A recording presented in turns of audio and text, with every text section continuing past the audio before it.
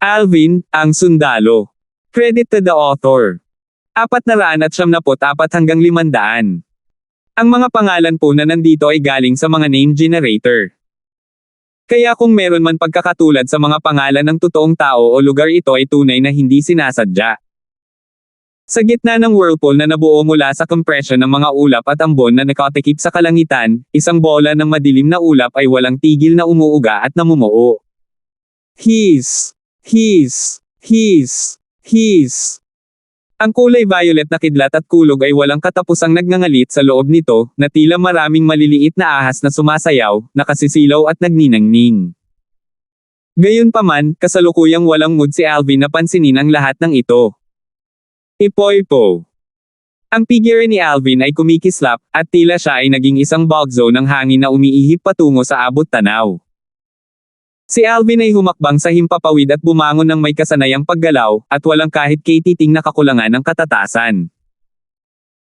Kung ito ay isang ordinaryong martial artist na nakalusot lamang sa void prying stage, ang martial artist ay mangangailangan man lamang ng isang panahon upang maging pamilyar sa sarili bago makontrol ang hangin at lumipad. Ngunit iba si Alvin. Si Alvin ay sumanib sa panghabang buhay na halaga ng mga alaala ng Rebirth Martial Emperor, at lubos siyang pamilyar sa pamamaraan upang kontrolin ang hangin at paglipad. Madali siyang lumutang sa himpapawid at ganap na hindi tulad ng isang martial artist na kakapasok lang sa void prying stage. Narito na rin ang Little Gold, at 12 bolts ng Tribulation Lightning ang bababa mula sa 6-9 Heavenly Tribulation. Siguro kung maayos ko bang mauunawaan ang half-step advanced lightning force sa pamamagitan ng pag-asa sa 12 bolts ng Tribulation Lightning. Tumangala si Alvin sa langit. Ang kulay violet na kidlat sa loob ng maitim na ulap ay umabot na sa limitasyon, at ang unang kapigatian na kidlat ay maaaring bumaba anumang sandali. Ang ambisyon ni Alvin ay napakahusay. Gusto niyang maunawaan ang half-step advanced lightning force sa isang pagkakataon. Ayon sa mga alaala ng Rebirth Martial Emperor at sa mga talaan ng Lightning Worm form, hanggat pinagsama niya ang Wind Force upang isagawa ang Tempest Point upang labanan ang Tribulation Lightning, magagamit niya ito para maunawaan ang Lightning Force. Batay sa mga kalkulasyon ng Rebirth Martial Emperor, higit sa lahat ay mauunawaan niya ang Elementary Lightning Force. Sa kasalukuyan, ang maliit na gintong daga ay nakahiga sa balikat ni Alvin sa paglilinang. Bagamat hindi siya nagising dahil hindi niya iniwan si Alvin ng 100 metro, ang 6-9 Heavenly Tribulation ay magre-replies ng dagdag na bolt ng Tribulation Lightning na pinupuntirya ang maliit na gintong mouse sa tuwing may bumagsak na kidlat ng kapigatian. Pinlano ni Alvin na balikatin ang 6 na bolts ng Tribulation Lightning na nakatarget din sa maliit na gintong mouse. Hindi na kailangang sabihin, ang pag-iisip ni Alvin ay lubhang nakakabaliw. Sa wakas, ang kidlat sa loob ng maitim na ulap sa abot tanaw ay naipon sa limitasyon, at isang kidlat na kasing kapal ng braso ng isang sanggol ang namuo. Bang! Ang kidlat ay bumaba mula sa langit na may dalang nakakagulat na lakas habang ito ay diretsyong tumama patungo sa ulo ni Alvin. Iyon ang unang kapigatian na kidlat. Sa halos isang iglap, isa na namang kidlat ng kapigatian ang tumama pagkatapos ng nauna, at ang target nitong kidlat ng kapigatian ay sa halip ay ang maliit na gintong daga na naglilinang sa balikat ni Alvin. Bahagyang malamig ang tingin ni Alvin at hindi siya natakot kahit kaunti habang humarap siya sa kidlat ng kapigatian. Tempest Point. Sa pagtaas ng kanyang kamay, itinuro ni Alvin at ang kanyang lakas ay ganap na sumabog. Swish! Isang malagatas na puting sinag ng Origin Energy ang ganap na nagsama-sama bago nagbuga ng isang nakakatusok na alulong habang ito ay pumutok, at ang target nito ay ang kidlat ng kapigatian na unang tumama. Ang mga hibla ng Azure-colored na enerhiya ay nag-ikot sa paligid ng sinag ng Origin Energy, at sila ay parang maraming Azure-color na maliliit na ahas na lumalangoy. Ito ay tiyak na half-step advanced wind force na naintindihan ni Alvin. Pagkatapos niyang ituro, hindi nang ahas si Alvin. Tempest Point. Muli niyang itinuro, at ang isang katulad na sinag ng Origin Energy ay tumusok patungo sa isa pang kidlat ng kapigatian. Bang! Bang! Dalawang napakalaking putok ang halos tumunog sa parehong iglap. Ang hindi kumpletong Tempest Point na pinatay ni Alvin ay madaling nilipol ang dalawang kidlat ng kapigatian. Nakahinga ng maluwag si Alvin, at tumingin siya sa abot tanaw na may seryosong ekspresyon. Bagamat madali niyang napigilan ang unang kidlat ng kapigatian, alam niyang darating ang tunay na kakilakilabot na kidlat ng kapigatian. Noong araw na iyon, nasaksihan niya ang maliit na gintong daga na nagtagumpay sa 6-9 heavenly tribulation gamit ang sarili niyang dalawang mata. Bang! Sa susunod na walang oras, ang ikalawang bolt ng kapigatian kidlat ay condensed sa form at bumaba ng isang putok. Bang! Ang isa pang bolt na nagtataglay ng katulad na kapangyarihan ay sumunod sa likod nito. Dalawang bolts ng kapigatian na kidlat muli. Ang isang putok ay diretso kay Alvin, ang isa naman ay dumiretso sa maliit na gintong daga. Gayunpaman, ang maliit na gintong daga ay naglilinang pa rin ngayon, at tanging si Alvin lamang ang maaasahan na puwersahang pasanin ang dalawang kidlat ng kapigatian na ito. Swish! Swish! Itinuro niya ang isa pang dalawang beses, at ang parang gatas na puting sinag ng liwanag na pinagdugtong ng wind force ay bumaril sa pamamagitan ng Tempest Point na si Alvin ay pinatay at kumilos upang harangin ang dalawang bolts ng Tribulation Lightning. Bang! Bang! Ang dalawang kidlat ng kapigatian ay nilipol muli. Samantala, naramdaman ni Alvin ang kanyang mahalagang dugo at enerhiya na kumulo. Ang lakas ng dalawang bolts ng Tribulation Lightning ay napakalakas, gaya ng inaasahan. Huminga ng malalim si Alvin at nagpatuloy na tumangala sa langit, naghihintay sa ikatlong kidlat ng kapigatian. Nauna rito, nakakuha si Alvin ng isang tiyak na halaga ng mga nadagdag mula sa sunod-sunod na balikat ng 4 na bolts ng Tribulation Lightning. Sa bawat oras na ipapatupad niya ang Tempest Point at itinuturo ang kidlat ng kapigatian, malinaw niyang nararamdaman ang mga pagbabago sa kidlat sa loob ng kidlat ng kapigatian. Pag-iilaw. Ito ay marahas, nagdulot ng kalituhan, at nagtataglay ng isang nakagigimbal na lakas. Bang! Ang ikatlong kidlat ng kapigatian ay dumating ayon sa naka-schedule. Bang! Sa likod nito, sumunod ang isa pang kidlat ng kapigatian. Malamig ang tingin ni Alvin. Tempest Point. Itinuro ni Alvin ang kanyang kamay, at ang sinag ng liwanag na nakapilipit sa wind force ay agad na tumakas patungo sa unang kidlat ng kapigatian. Bang! Ang kidlat ng kapigatian at sinag ng origin energy ay sumabog sa halos parehong saglit, pagkatapos sila ay nagbago sa kawalan. Samantala, ang mga panloob na organo ni Alvin ay nanginginig at naramdaman niya ang kanyang vital energy at dugo. Ang lakas ng ikatlong kidlat ng kapigatian ay talagang napakalakas. Nang makita niyang may isa pang kidlat ng kapigatian na kumikislap mula sa likuran, samantalang pansamantalang hindi niya nagawang maisegawa ang pangalawang Tempest Point, pinili ni Alvin na umiwas. Ipoipo. Gumalaw ang anyo ni Alvin, tila siya ay naging isang bug zone ng hangin, at tila mas parang nakikipagkarera siya sa kidlat na iyon ng kapigatian. Gayunpaman, kahit na ang kanyang bilis ay matulin, ang bilis ng kapigatian na kidlat ay mas mabilis. Ngunit hindi binalak ni Alvin na paghiwalayin ang distansya sa pagitan niya at ng kidlat ng kapigatian, dahil alam niyang hindi ito makatotohanan. Ang dahilan kung bakit pinili niyang umiwas ay alang-alang lamang na makahinga.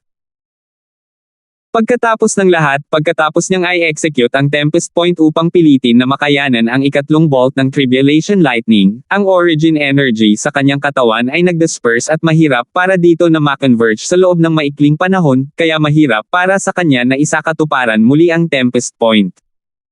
Samantalang ngayon, hinahabol niya ang kanyang hininga.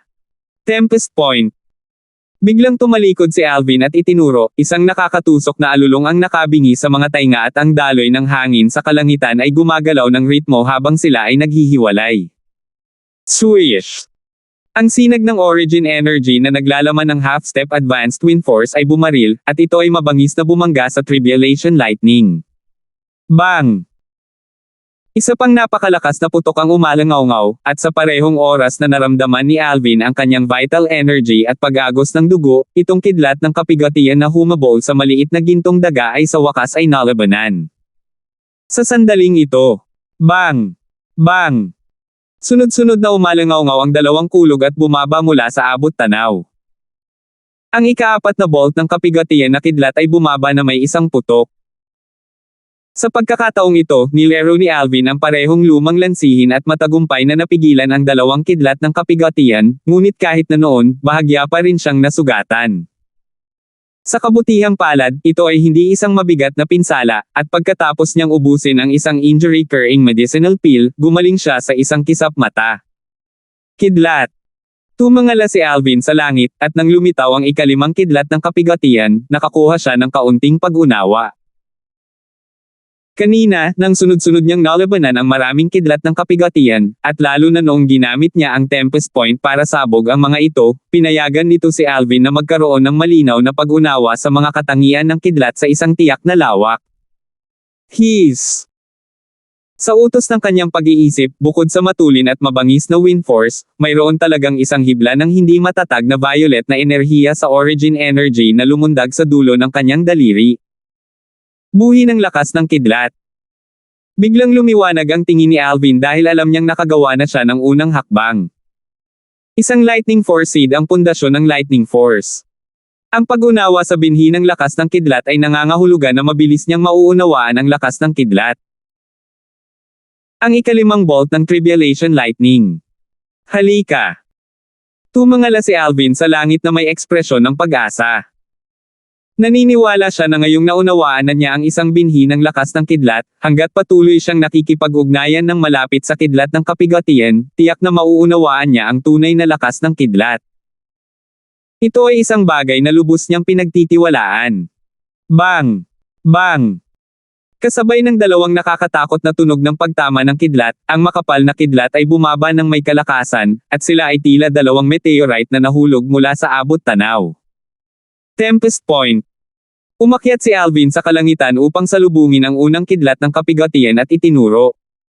Swish! Sa pagkakataong ito, bukod sa mabangis na kulay asher na enerhiya na pumulupot sa sinag ng origin energy na bumaril mula sa dulo ng daliri ni Alvin, may isa pang thread ng mahinang kulay violet na enerhiya, at ito ay ang lightning force seed. Naramdaman ni Alvin na ang Tempest Point na ginawa niya ngayon ay ganap na hindi maikukumpara sa Tempest Point na ginawa niya noon. Ang kasalukuyang Tempest Point ay mayroong wind force at lightning force. Kahit na ang huli ay isang lightning force seed lamang, ito ay sapat na upang payagan ang Tempest Point na umakyat sa isang bagong yugto. Hanggat ang lightning force seed ay magagawang mag-transform sa tunay na lightning force, ang aking Tempest Point ay opisyal na aakyat sa initial stage. Sa parehong oras na itinuro ni Alvin, naisip niya sa kanyang puso. Samantalang sa sandaling ito, ang origin energy beam na ipinutok ni Alvin, ang Tempest Point na nagtataglay ng paunang anyo, ay bumangga sa ikalimang bolt ng Tribulation Lightning at nagbuga ng napakalaking putok. Ang daloy ng hangin sa kalangitan ay lumipad habang ang mga tunog ng sumasabog na hangin ay tumataas at patuloy na bumababa. Sa sandaling bumangga ang Tempest Point sa kidlat ng kapigatian, ang marahas na enerhiyang nasa loob ng kidlat ng kapigatian ay yumanig sa mga panloob na organo ni Alvin hanggang sa puntong hindi niya mapigilan ang pagluwa ng isang subo ng dugo. Si Alvin ay nasugatan ng husto. Bang! Nang ang katawan ni Alvin ay nanginginig at nasa bingit na ng pagbagsak, bumaba rin ang isa pang kidlat na nakatarget sa maliit na gintong daga. Ang kidlat ng kapigatian na ito ay ginagaya sa pundasyon ng ikalimang kidlat ng kapigatian ng 6 na kapighatsang kapigatian, at ang lakas nito ay lubhang kakilakilabot. Sa maikling panahon, hindi pa banggitin ang pag-condensize ng kanyang origin energy, si Alvin na nasugatan ng husto ay bahagyang hindi na nakahinga. Ipo-ipo. Si Alvin ay nagngangalit ang kanyang mga ngipin na gustong isagawa ang kanyang diskarte sa paggalaw at umiwas. Ngunit kahit na sa tulong ng half-step advanced wind force, ang kanyang dispersed origin energy speed ay mas mababa kaysa sa bolt of Tribulation Lightning. Munting ginto. Naging malungkot ang ekspresyon ni Alvin, hindi niya maisip na ang maliit na gintong daga ay naglilinang pa rin, at direkta siyang nagpadala ng voice transmission upang tumusok sa mga tainga ng maliit na gintong daga. Halos sa sandaling ipinadala niya ang voice transmission, ang kidlat ng kapigatian na iyon ay diretsyong bumaba patungo sa kanya. Bagamat ang target ng kidlat ng kapigatian ay ang maliit na gintong daga lamang, ang maliit na gintong daga ay nakapatong sa kanyang balikat, kaya pansamantala, siya ay naging pantirya ng kidlat ng kapigatian. Ang kidlat ng kapigatian ay nasa itaas sa kalangitan ngunit ang nakakatakot na aura nito ay bumabalot pababa at halos tinatakan si Alvin sa loob nito, na naging dahilan upang maramdaman ni Alvin na para siyang nasa loob ng bagyo. Isang maliwanag na liwanag ang pumasok sa kanyang mga mata habang ang aura ng kidlat ay dinadala sa lakas ng kalikasan habang ito ay tumatama. Sa sandaling ito, biglang ipinikit ni Alvin ang kanyang mga mata na tila nawawala sa pag-unawa. Ito ay kidlat. Sa oras na ito, nakalimutan pa ni Alvin na nasa isang mapanganib na sitwasyon tayo, at tahimik pa rin niyang ninanamnam ang aura ng kidlat, nauunawaan ang mga katangian ng kidlat, naiintindihan ang lahat ng kidlat. Ang lightning force seed na naintindihan ni Alvin ay unti-unting lumalakas. Noong sisubog na si Alvin ng kidlat ng kapigatian. Tirit-tirit. Ang maliit na gintong daga ay biglang nagising at nagbuga ng matinding sigaw. 475.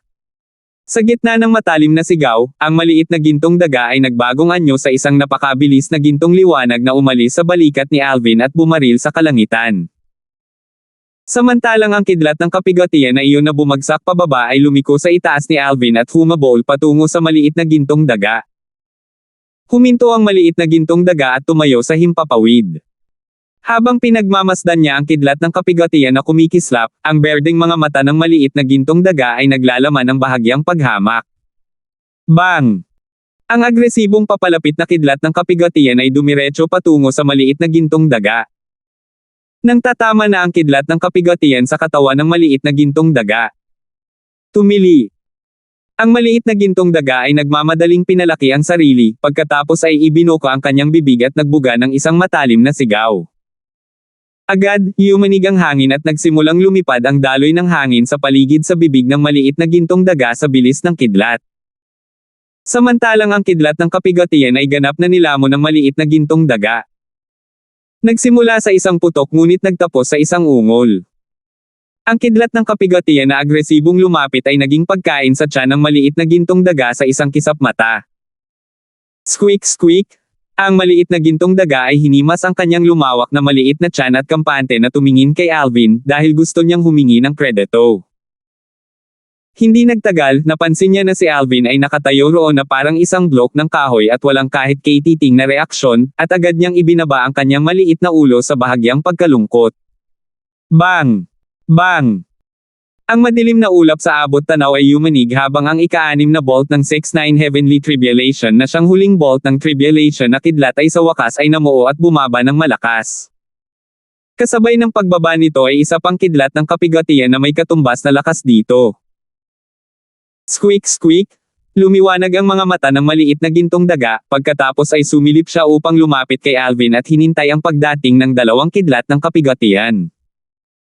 Ang unang kidlat ng kapigatian ay bumaba ng malakas, at ito ay parang isang bumabagsak na meteorite na diretsyong nakatutok kay Alvin. Tumili. Gayunpaman, kahit na ang kidlat ng kapigatian ay lumalapit ng may panganib, kasama ang maliit na gintong daga na bumubukas sa kanyang bibig, ang kidlat ng kapigatian ay ganap na nilamon ng maliit na gintong daga sa kanyang tiyan. Kasunod nito, bumaba ang tingin ng maliit na gintong daga sa kidlat ng kapigatian sa likuran. Sakto nang muling ibuka ng maliit na gintong daga ang kanyang bibig at nilayo na lumunin ang huling kidlat ng kapigatian. Munting ginto, iwanan mo sa akin ang kidlat ng kapigatian na ito. Nagising si Alvin at ang kanyang anyo ay kumislap sa sandaling imulat niya ang kanyang mga mata. Mabilis na parang hangin, marahas na parang kidlat. Sa isang kisap mata, si Alvin ay bumangon sa hangin upang harangin ang huling kidlat ng kapigatian na bumagsak.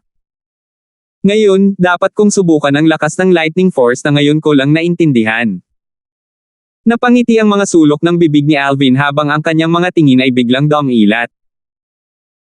Sa pagtaas ng kanyang kamay, ang kanyang manggas ay pumuputik habang itinuturo, at ang kanyang origin energy ay namuo upang magkaroon ng isang kahangahangang lakas na tila ito ay maaaring tumuro sa anumang bagay. Tempest Point. Ang sinag ng origin energy ay bumaril mula sa dulo ng daliri ni Alvin, at naglalaman ito ng mga hibla ng Asher na enerhiya at mga hibla ng violet na enerhiya na nakapilipit sa paligid nito, ngunit ang violet na enerhiya ay bahagyang mahina, ngunit hindi masyadong mahina. Ang sinag ng origin energy ay sweep out na sinamahan ng wind force at lightning force, at nabuo nito ang tunay na tempest point. Swish! Ang tempest point ay napunit sa kalangitan, naglalabas ng nakakatalim na mga alulong na nakabingi sa tainga, at ang daloy ng hangin sa kalangitan ay mabilis na dumaloy habang siya ay mabangis na tumuturo sa huling kidlat ng kapigatian. Bang! Isang napakalaking putok ang umalangaw-ngaw, at ang huling kidlat ng kapigatian ay direktang winasak ng punto ni Alvin at napalitan ito ng kawalan. Samantalang ang ekspresyon ni Alvin ay nanatiling hindi nagbabago at siya ay kalmado at naayos. Bahagyang nanginginig ang kanyang mga laman loob. Sa sandaling ito, sa kalangitan sa itaas ng Alvin, isa pang 1,000 sinaunang mammoth silhouette ang lumitaw sa tabi ng orihinal na 2,000 sinaunang mammoth silhouette. Sa gitna ng 1,000 sinaunang mammoth silhouette na lumitaw. Ang lakas ng 500 sinaunang mammoth ay kabilang sa kanyang wind force, half-step advanced wind force. Ang iba pang lakas ng 500 sinaunang mammoth ay kabilang sa kanyang lightning force, half-step advanced lightning force. Natupad ni Alvin ang kanyang hiling at naunawaan ang half-step advanced lightning force. Kailangan kong pasalamatan ang 5th Tribulation Lightning na ginagaya upang tumama patungo sa Little Gold para sa kakayahang maunawaan ang half-step advanced lightning force. Nang maalala niya ang nangyari kanina, kasabay ng naramdaman ni Alvin ang bahagyang takot sa kanyang puso, hindi niya maiwasang mapabuntong hininga sa emosyon. Ang kidlat ng kapigatian na iyon ay diretsyong kumislap patungo sa kanya, at kung ang maliit na gintong daga ay hindi kumilos sa oras, siya ay mamamatay ng walang pag-aalinlangan. Sa pagkakataong iyon, medyo nakaramdam pa siya ng panghihinayang. Bakit kailangan niya maging mayabang at hindi gumamit ng spirit sword mula pa noong una? Siyempre, hindi gumamit ng spirit sword si Alvin para sa paggamit ng Tempest Point para labanan ang Tribulation Lightning, at para maunawaan ang puwersa ng kidlat habang lumalaban siya sa Tribulation Lightning. Kahit na ang Tempest Point ay maaaring isagawa habang gumagamit ng isang spirit sword, habang ang lakas nito ay magiging mahusay, ang epekto nito ay mababawasan ng malaki. Ang Tempest Point ay isang finger martial skill kung tutuusin. Ang paggamit ng isang daliri upang isagawa ito ay ang tamang paraan. Sa sandaling si Alvin ay nabalot ng lakas ng kidlat ng kapigatian at malapit ng tamaan. Kahit papaano, nakakuha siya ng malinaw na pag-unawa sa mga katangian ng kidlat, at bawat aspeto ng kidlat. Ang ganitong uri ng pag-unawa ay katulad ng biglaang insight, ngunit hindi ito ganap na biglaang insight. Pagkatapos ng lahat, nakabuo na siya ng lightning force seed ng mag-isa. Katulad ng araw na iyon, wala siyang anumang kaalaman tungkol sa wind force, pagkatapos ay direktang naunawaan ang wind force sa isang biglaang insight. Iyon ay totoo biglaang pananaw. Samantalang sa pagkakataong ito, higit na umasa si Alvin sa Tribulation Lightning at Tempest Point upang payagan ang kanyang lightning force seed na lumaki sa half-step advanced lightning force sa maikling panahon. Half-step advanced wind force, half-step advanced lightning force. Sa kasalukuyan, ang aking Tempest Point ay maaari nang ituring na nakalusot sa mastery stage. Nag-iisip si Alvin sa kanyang puso at hindi niya maiwasang ipakita ang isang masayang ekspresyon. Ito ay isang bagay na hindi niya inaasahan kanina. Ang Tempest Point ay isang mataas na grade na Earth Rank martial skill na kasama ng Lightning Worm form, at ang lakas nito ay pambihira. Samantalang ang pagsulong sa yugto nito ay sa halip ay napakahirap, at ito ay iba sa ordinaryong mataas na grado ng Earth Rank martial skills. Ang pagsulong ng yugto ng ordinaryong mataas na grado ng Earth Rank martial skills ay nakadirekta sa pagsulong ng kaukulang uri ng force para umasenso ito kasama ng force. Katulad ng high-grade Earth Rank movement technique, Whirlwind, na nilinang ni Alvin. Hanggat ang kanyang wind force ay sumulong sa isang tiyak na lawak, ang whirlwind ay uusad sa tabi nito. Samantalang ang Tempest Point sa halip ay nangangailangan ng sabay-sabay na pagsulong ng parehong wind force at lightning force upang makumplito ang pagsulong ng isang yugto. Katulad ng dati, bagamat naintindihan ni Alvin ang half-step advanced wind force, dahil hindi niya naiintindihan ang lightning force, kahit na isagawa niya ang Tempest Point, ito ay isang hindi kumpletong Tempest Point, at ito ay kahit na hanggang sa hindi pa ito nakapasok sa initial stage. Ang yugto ng pagsulong ng Tempest Point ay nangangailangan ng parehong wind force at lightning force upang matugunan ang mga kondisyon ng sabay. Katulad ngayon, ang Wind Force at Lightning Force ni Alvin ay parehong nakapasok sa hanay ng Half-Step Advanced Force, at ang Tempest Point na pinagpupunan nila sa isa't isa upang isagawa ay hindi mas mababa sa anumang mataas na grade na Earth Rank Martial Skill sa mga alaala ng Rebirth Martial Emperor. Pagkatapos ng lahat, ito ay isang martial skill na isinagawa sa pamamagitan ng paggamit ng dalawang uri ng force na umakma sa isa't isa. Ang ganitong uri ng high-grade Earth Rank Martial Skill ay napakabihirang. Kahit na sa loob ng mga alaala ng Rebirth Martial Emperor, walang masyadong martial skills ng ganitong uri. Sa wakas, si Alvin ay bumalik sa kanyang katinoan at tumingin sa maliit na gintong daga na bumaba sa kanyang balikat, pagkatapos ay nakangiting sinabi, "Munting ginto, mukhang medyo malayo ka pa mula sa pagpasok sa susunod na antas. Akala ko ay magagamit mo ang nakapagpapagaling na lakas ng Monkey King Wine para makalusot. Kuya Alvin, bigyan mo ako ng kaunti pa." Ang maliit na gintong daga ay sabik na tumingin kay Alvin, at ang kanyang pares ng jade green na mata ay puno ng pananabik. "Mamaya na." Umiling si Alvin, pagkatapos ay tumaas ang kanyang mga kilay habang ang kanyang tingin ay nakatutok sa malawak na lungsod na nasa likod ng malayong ulap at ambon. "Dapat na tayong pumasok sa lungsod.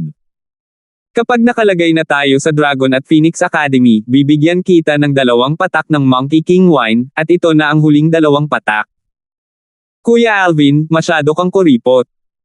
Ang maliit na gintong mouse ay nagpadala ng isang voice transmission muli, at siya ay bahagyang hindi nasisiyahan. "Hindi naman sa mo ako, pero ang Monkey King Wine ay katulad ng mga spirit fruit. Kapag nainom, ang pagkonsumo muli nito ay magiging dahilan ng pagbaba ng epekto nito ng walang limitasyon.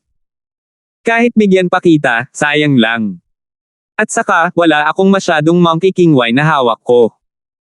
Umiling si Alvin at nagpakawala ng mapait na tawa. Inisip talaga ng Little Gold na ito na ang Monkey King Wine na nasa akin ay normal na alak, at makakakuha siya hanggat gusto niya. Natahimik sandali ang maliit na gintong daga nang marinig niya si Alvin, pagkatapos ay muli siyang naging masaya. Para siyang bata na hindi lumaki. Terra, sa lungsod. Dinala ni Alvin ang maliit na gintong daga sa kanyang balikat habang siya ay kumikislap patungo sa Imperial City. Bumaba lang si Alvin mula sa langit nang dumating siya sa labas ng gate ng Imperial City ng Azure Forest Imperial Kingdom. Samantala, maraming Void Prying stage na martial artist na katulad din na bumaba mula sa langit ay nakapansin kay Alvin. Sa simula, hindi nila ito gaanong pinapansin. Ngunit nang malinaw nilang makita ang hitsura ni Alvin, lahat sila ay natulala.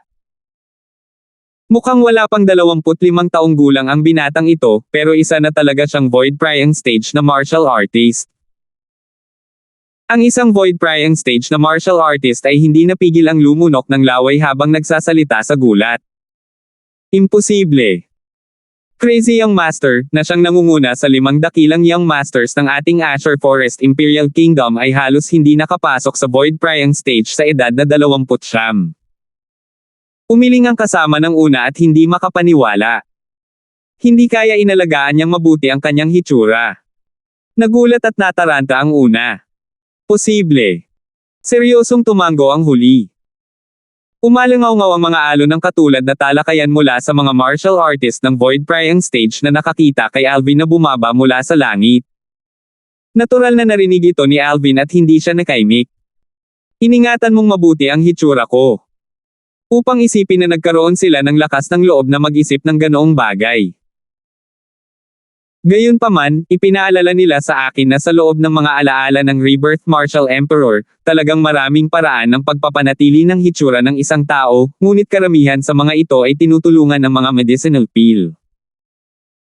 Kung ito ay isang babae o isang martial artist na tumuntong sa Void Prying stage, kung gayon hindi ito masyadong mahirap. Hinanap ni Alvin ang mga alaala ng Rebirth Martial Emperor at naisip niya sa kanyang puso. Ang deadbeat kong tatay ay mahigit 50 taong gulang na, ngunit mukhang nasa 30. Dalawa lang ang posibilidad. Isa, nakainom siya ng gamot na nagpapabagal sa pagtanda ng hitsura. 2, minsan na siyang nakalusot sa Void Prying stage. Sa oras na ito, naisip ni Alvin ang kanyang deadbeat na ama, si Raymond, sa unang posibleng sandali. 476. Kung tungkol sa mga kababaihan, marahil ito ay dahil sa iba't ibang mga pakinabang na ipinagkaloob ng langit sa mga lalaki, kaya ang langit ay nagbigay ng kabayaran sa mga kababaihan sa iba pang mga aspeto. Hangga't ang mga kababaihan ay nagbigay pansin at nag-aalaga ng normal, nagagawa nilang pabagalin ang kanilang pagtanda sa isang tiyak na lawak.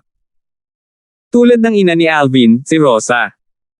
Kahit na siya ay higit sa 40 taong gulang, siya ay mukhang hindi pa 30. Ito ang kalamangan na ipinanganak ng mga babae. Hangga't ang cultivation ng isang tao ay nakapasok sa void prying stage, bagamat hindi nito kayang pahintulutan ang isa na maging bata muli, hangga't nilayon ito ng isa, magagamit ng isang tao ang origin energy upang kontrolin ang pagtanda sa isang tiyak na lawak. Kahit na noong ang ilang mga martial artists sa void prying stage at pataas ay malapit na sa katapusan ng kanilang buhay, sila ay nagkaroon pa rin ng 100 taon pagkatapos ng kanilang buhay.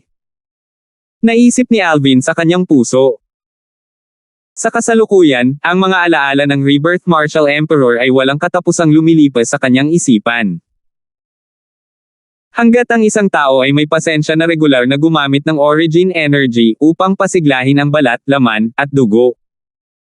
Kung gayon ang mas mataas na paglilinang, mas maganda ang epekto ng pagbagal ng pagtanda. Nang ang unang buhay ng Rebirth Martial Emperor ay nagkaroon ng isang paglilinang na tumungo sa Martial Emperor stage, siya ay nasa edad na 120 lamang, nasa edad na 120 taong gulang pa lamang. May edad na lalaki sa paligid ng edad na 50. Sa pamamagitan ng mga alaala ng Rebirth Martial Emperor, nalaman ni Alvin ang hitsura ng Rebirth Martial Emperor noong siya ay nabuhay sa kanyang unang buhay. Tungkol sa ikalawang buhay ng Rebirth Martial Emperor. Bago siya muling isilang, siya ay nasa edad na 113, at mula sa kanyang panlabas na anyo, siya ay binata lamang sa paligid ng edad na 30. Lumakas ang mood ni Alvin. Ang isang 113 taong gulang na tao ay mukhang isang binata na nasa edad na 30. Anong uri ng paniwala ito? Siyempre, alam din ni Alvin ang dahilan kung bakit ang pangalawang buhay ng Rebirth Martial Emperor ay nakapagpanatili ng napakabata na hitsura. Ang ikalawang buhay ng Rebirth Martial Emperor ay pumasok sa void prying stage sa edad na 25. Simula noon, sinasadya ng Rebirth Martial Emperor na gumamit ng origin energy para pabagalin ang kanyang pagtanda. Pagkatapos noon, natagpuan ng Rebirth Martial Emperor ang mga kayamanan na naiwan sa kanyang unang buhay at tumungo sa Void Initiation Stage, Void Interpretation Stage, at Void Transformation Stage na may matinding bilis.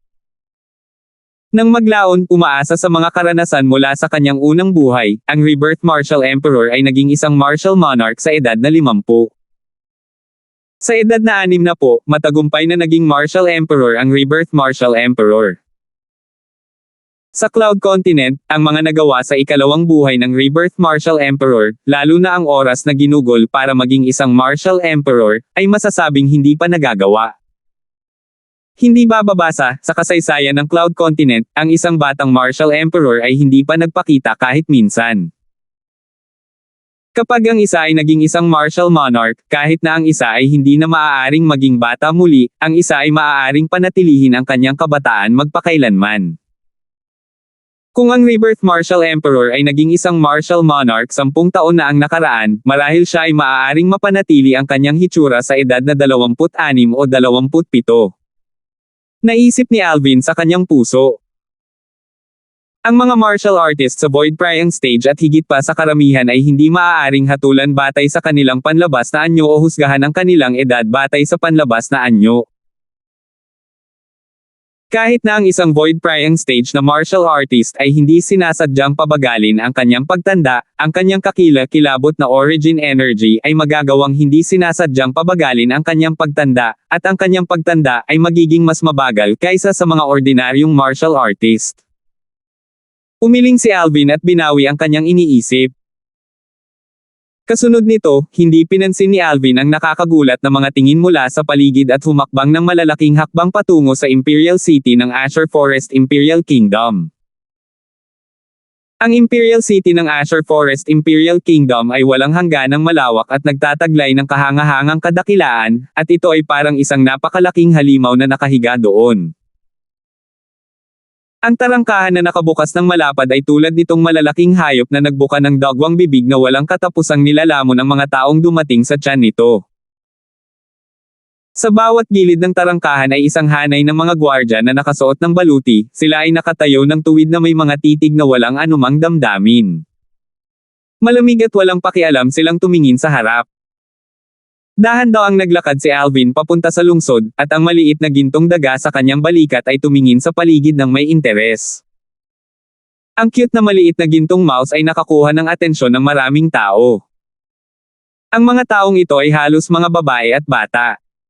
Inay, ang cute na maliit na gintong daga. Isang immature na boses ang narinig mula sa malapit, at ito ay isang bata at walang muwang na boses.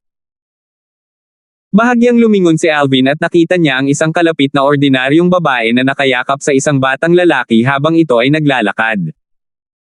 Young master, walang ingat na nagsasalita ang mga bata, sana mapatawad mo kami.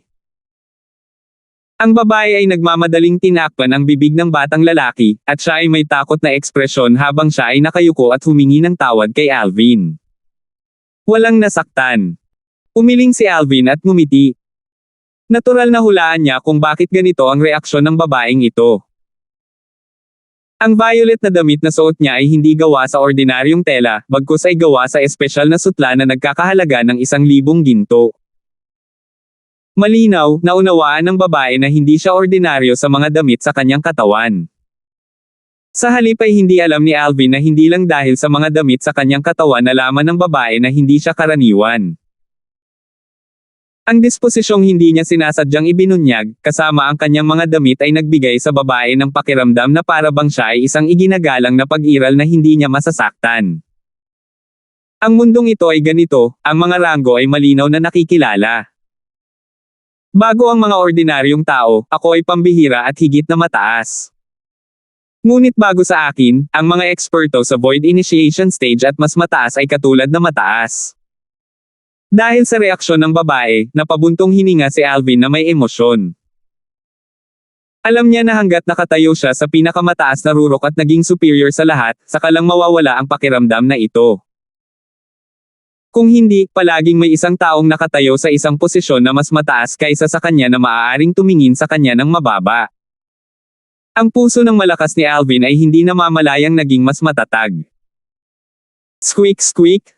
Ang maliit na gintong daga ay biglang sumigaw, at kasabay nito, isang voice transmission ang pumasok sa mga tainga ni Alvin.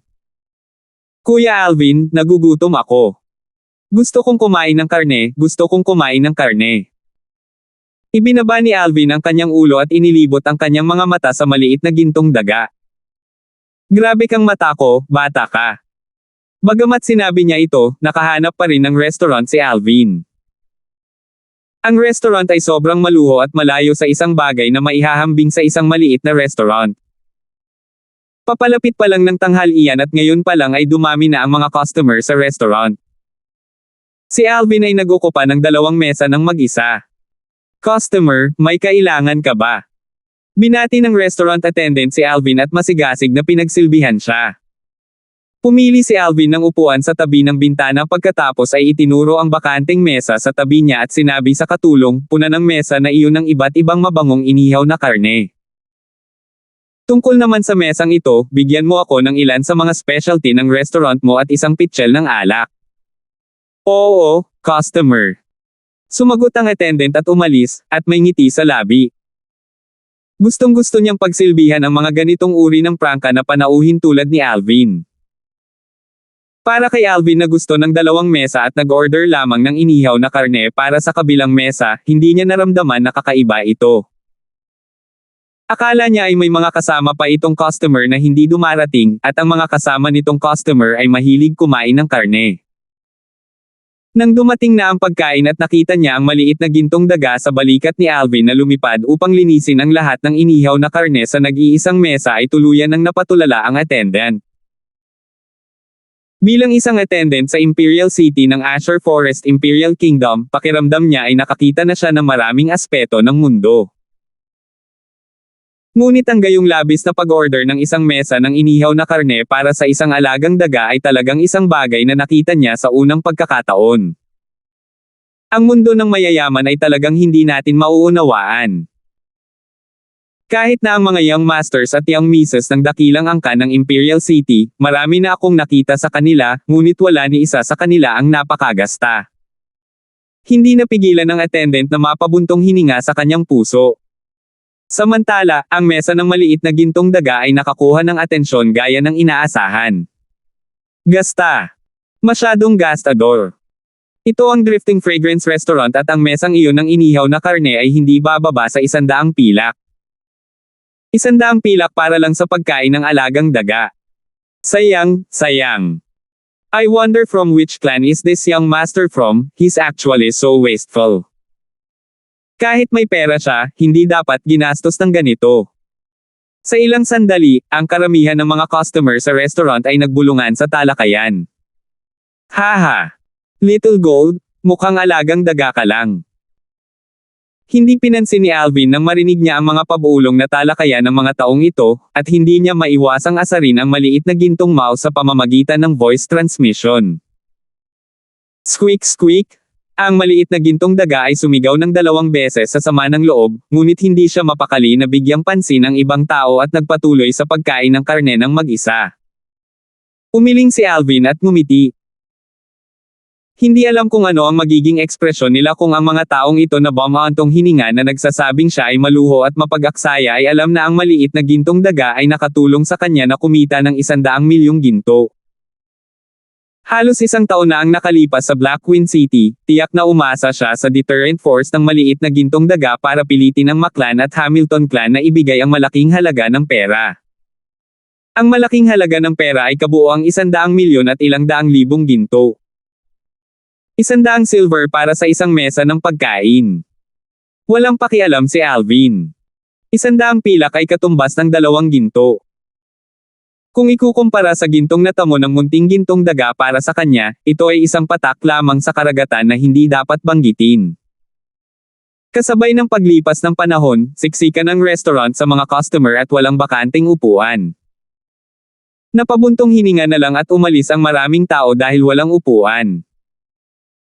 Karamihan sa mga taong ito na umalis ay naninibugho sa maliit na gintong daga na nag-iisa sa isang mesa, at lahat sila ay nadama na ang kanilang buong buhay ay mas mababa kaysa sa isang alagang daga.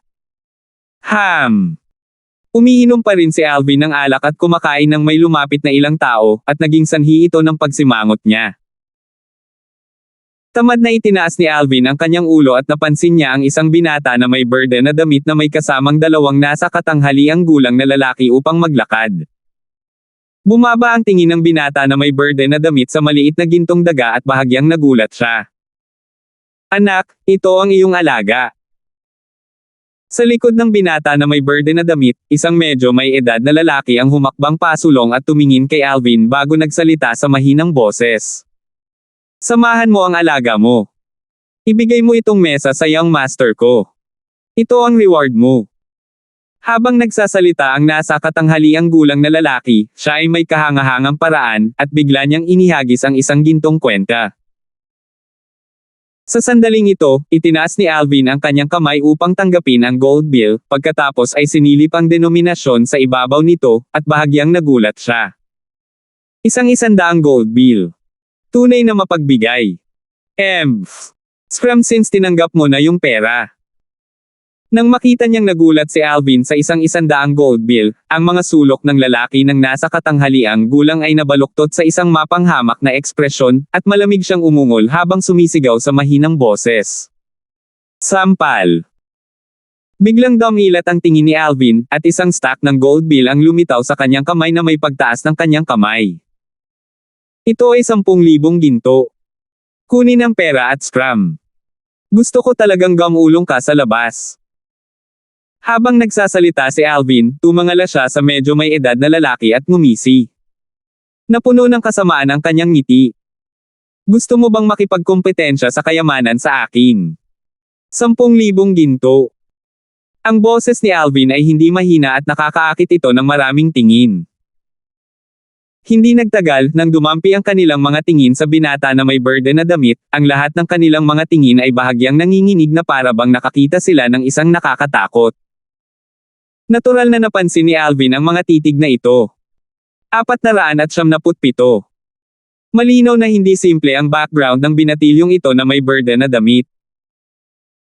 Gayunpaman, si Alvin ba ang uri ng tao na itatapon ang kanyang dignidad sa ilalim ng mga paan ng iba at hahayaan ang iba na year-okon siya dahil sa takot sa background ng iba? Ang sagot ay hindi. Anak. Lumubog ang mukha ng nasa katanghaliang lalaki nang makita niyang si Alvin ay napaka-insensible, pagkatapos ay sumigaw siya sa malamig na boses. Kilala mo ba kung sino ang young master ko? Hayaan akong sabihin sa iyo, ang aking batang Panginoon ay hindi isang tao na isang mas mababang pangkaraniwan tulad ng maaari mong masaktan. Kung matino ka pagkatapos ay mabilis na F*** off, o maaaring huli na upang magsisisi. Too late para magsisi. Itinabi ni Alvin ang 10,000 ginto sa kanyang kamay pagkatapos ay walang pakialam na tumingin sa nasa katanghaliang gulang na lalaki na namamaga sa pagmamataas, at ang kanyang mukha ay may ngiti sa simula. Kung ganoon ay curious ako, exactly how will you make me feel it's too late for regret? Napakasama ng mood ni Alvin dahil naabala ang kanyang pagkain. Anak, nililigawan mo si kamatayan. Ang mukha ng nasa katanghaliang gulang na lalaki ay lumubog habang siya ay sumigaw ng malakas, pagkatapos ay ang kanyang katawan ay nakahilig pasulong habang ang kanyang kamay ay bumababa na parang mga tagahanga, na bumabalot kay Alvin habang ito ay lumalapit ng may panganib. Sa itaas niya, 1,500 parang buhay na sinaunang mammoth na silhouette ang nag-condensed sa anyo. Ang middle-aged na lalaking ito ay halatang isang half-step void stage martial artist. Samantala, ang mga customer sa restaurant na nakakita ng eksenang ito ay hindi maiwasang mapailang at mapabuntong hininga. Napabuntong hininga sila na si Alvin ay masyadong mayabang at hindi alam kung paano maglaan ng oras at kumagat ng higit pa sa kanyang ngumunguya. Half-step void stage.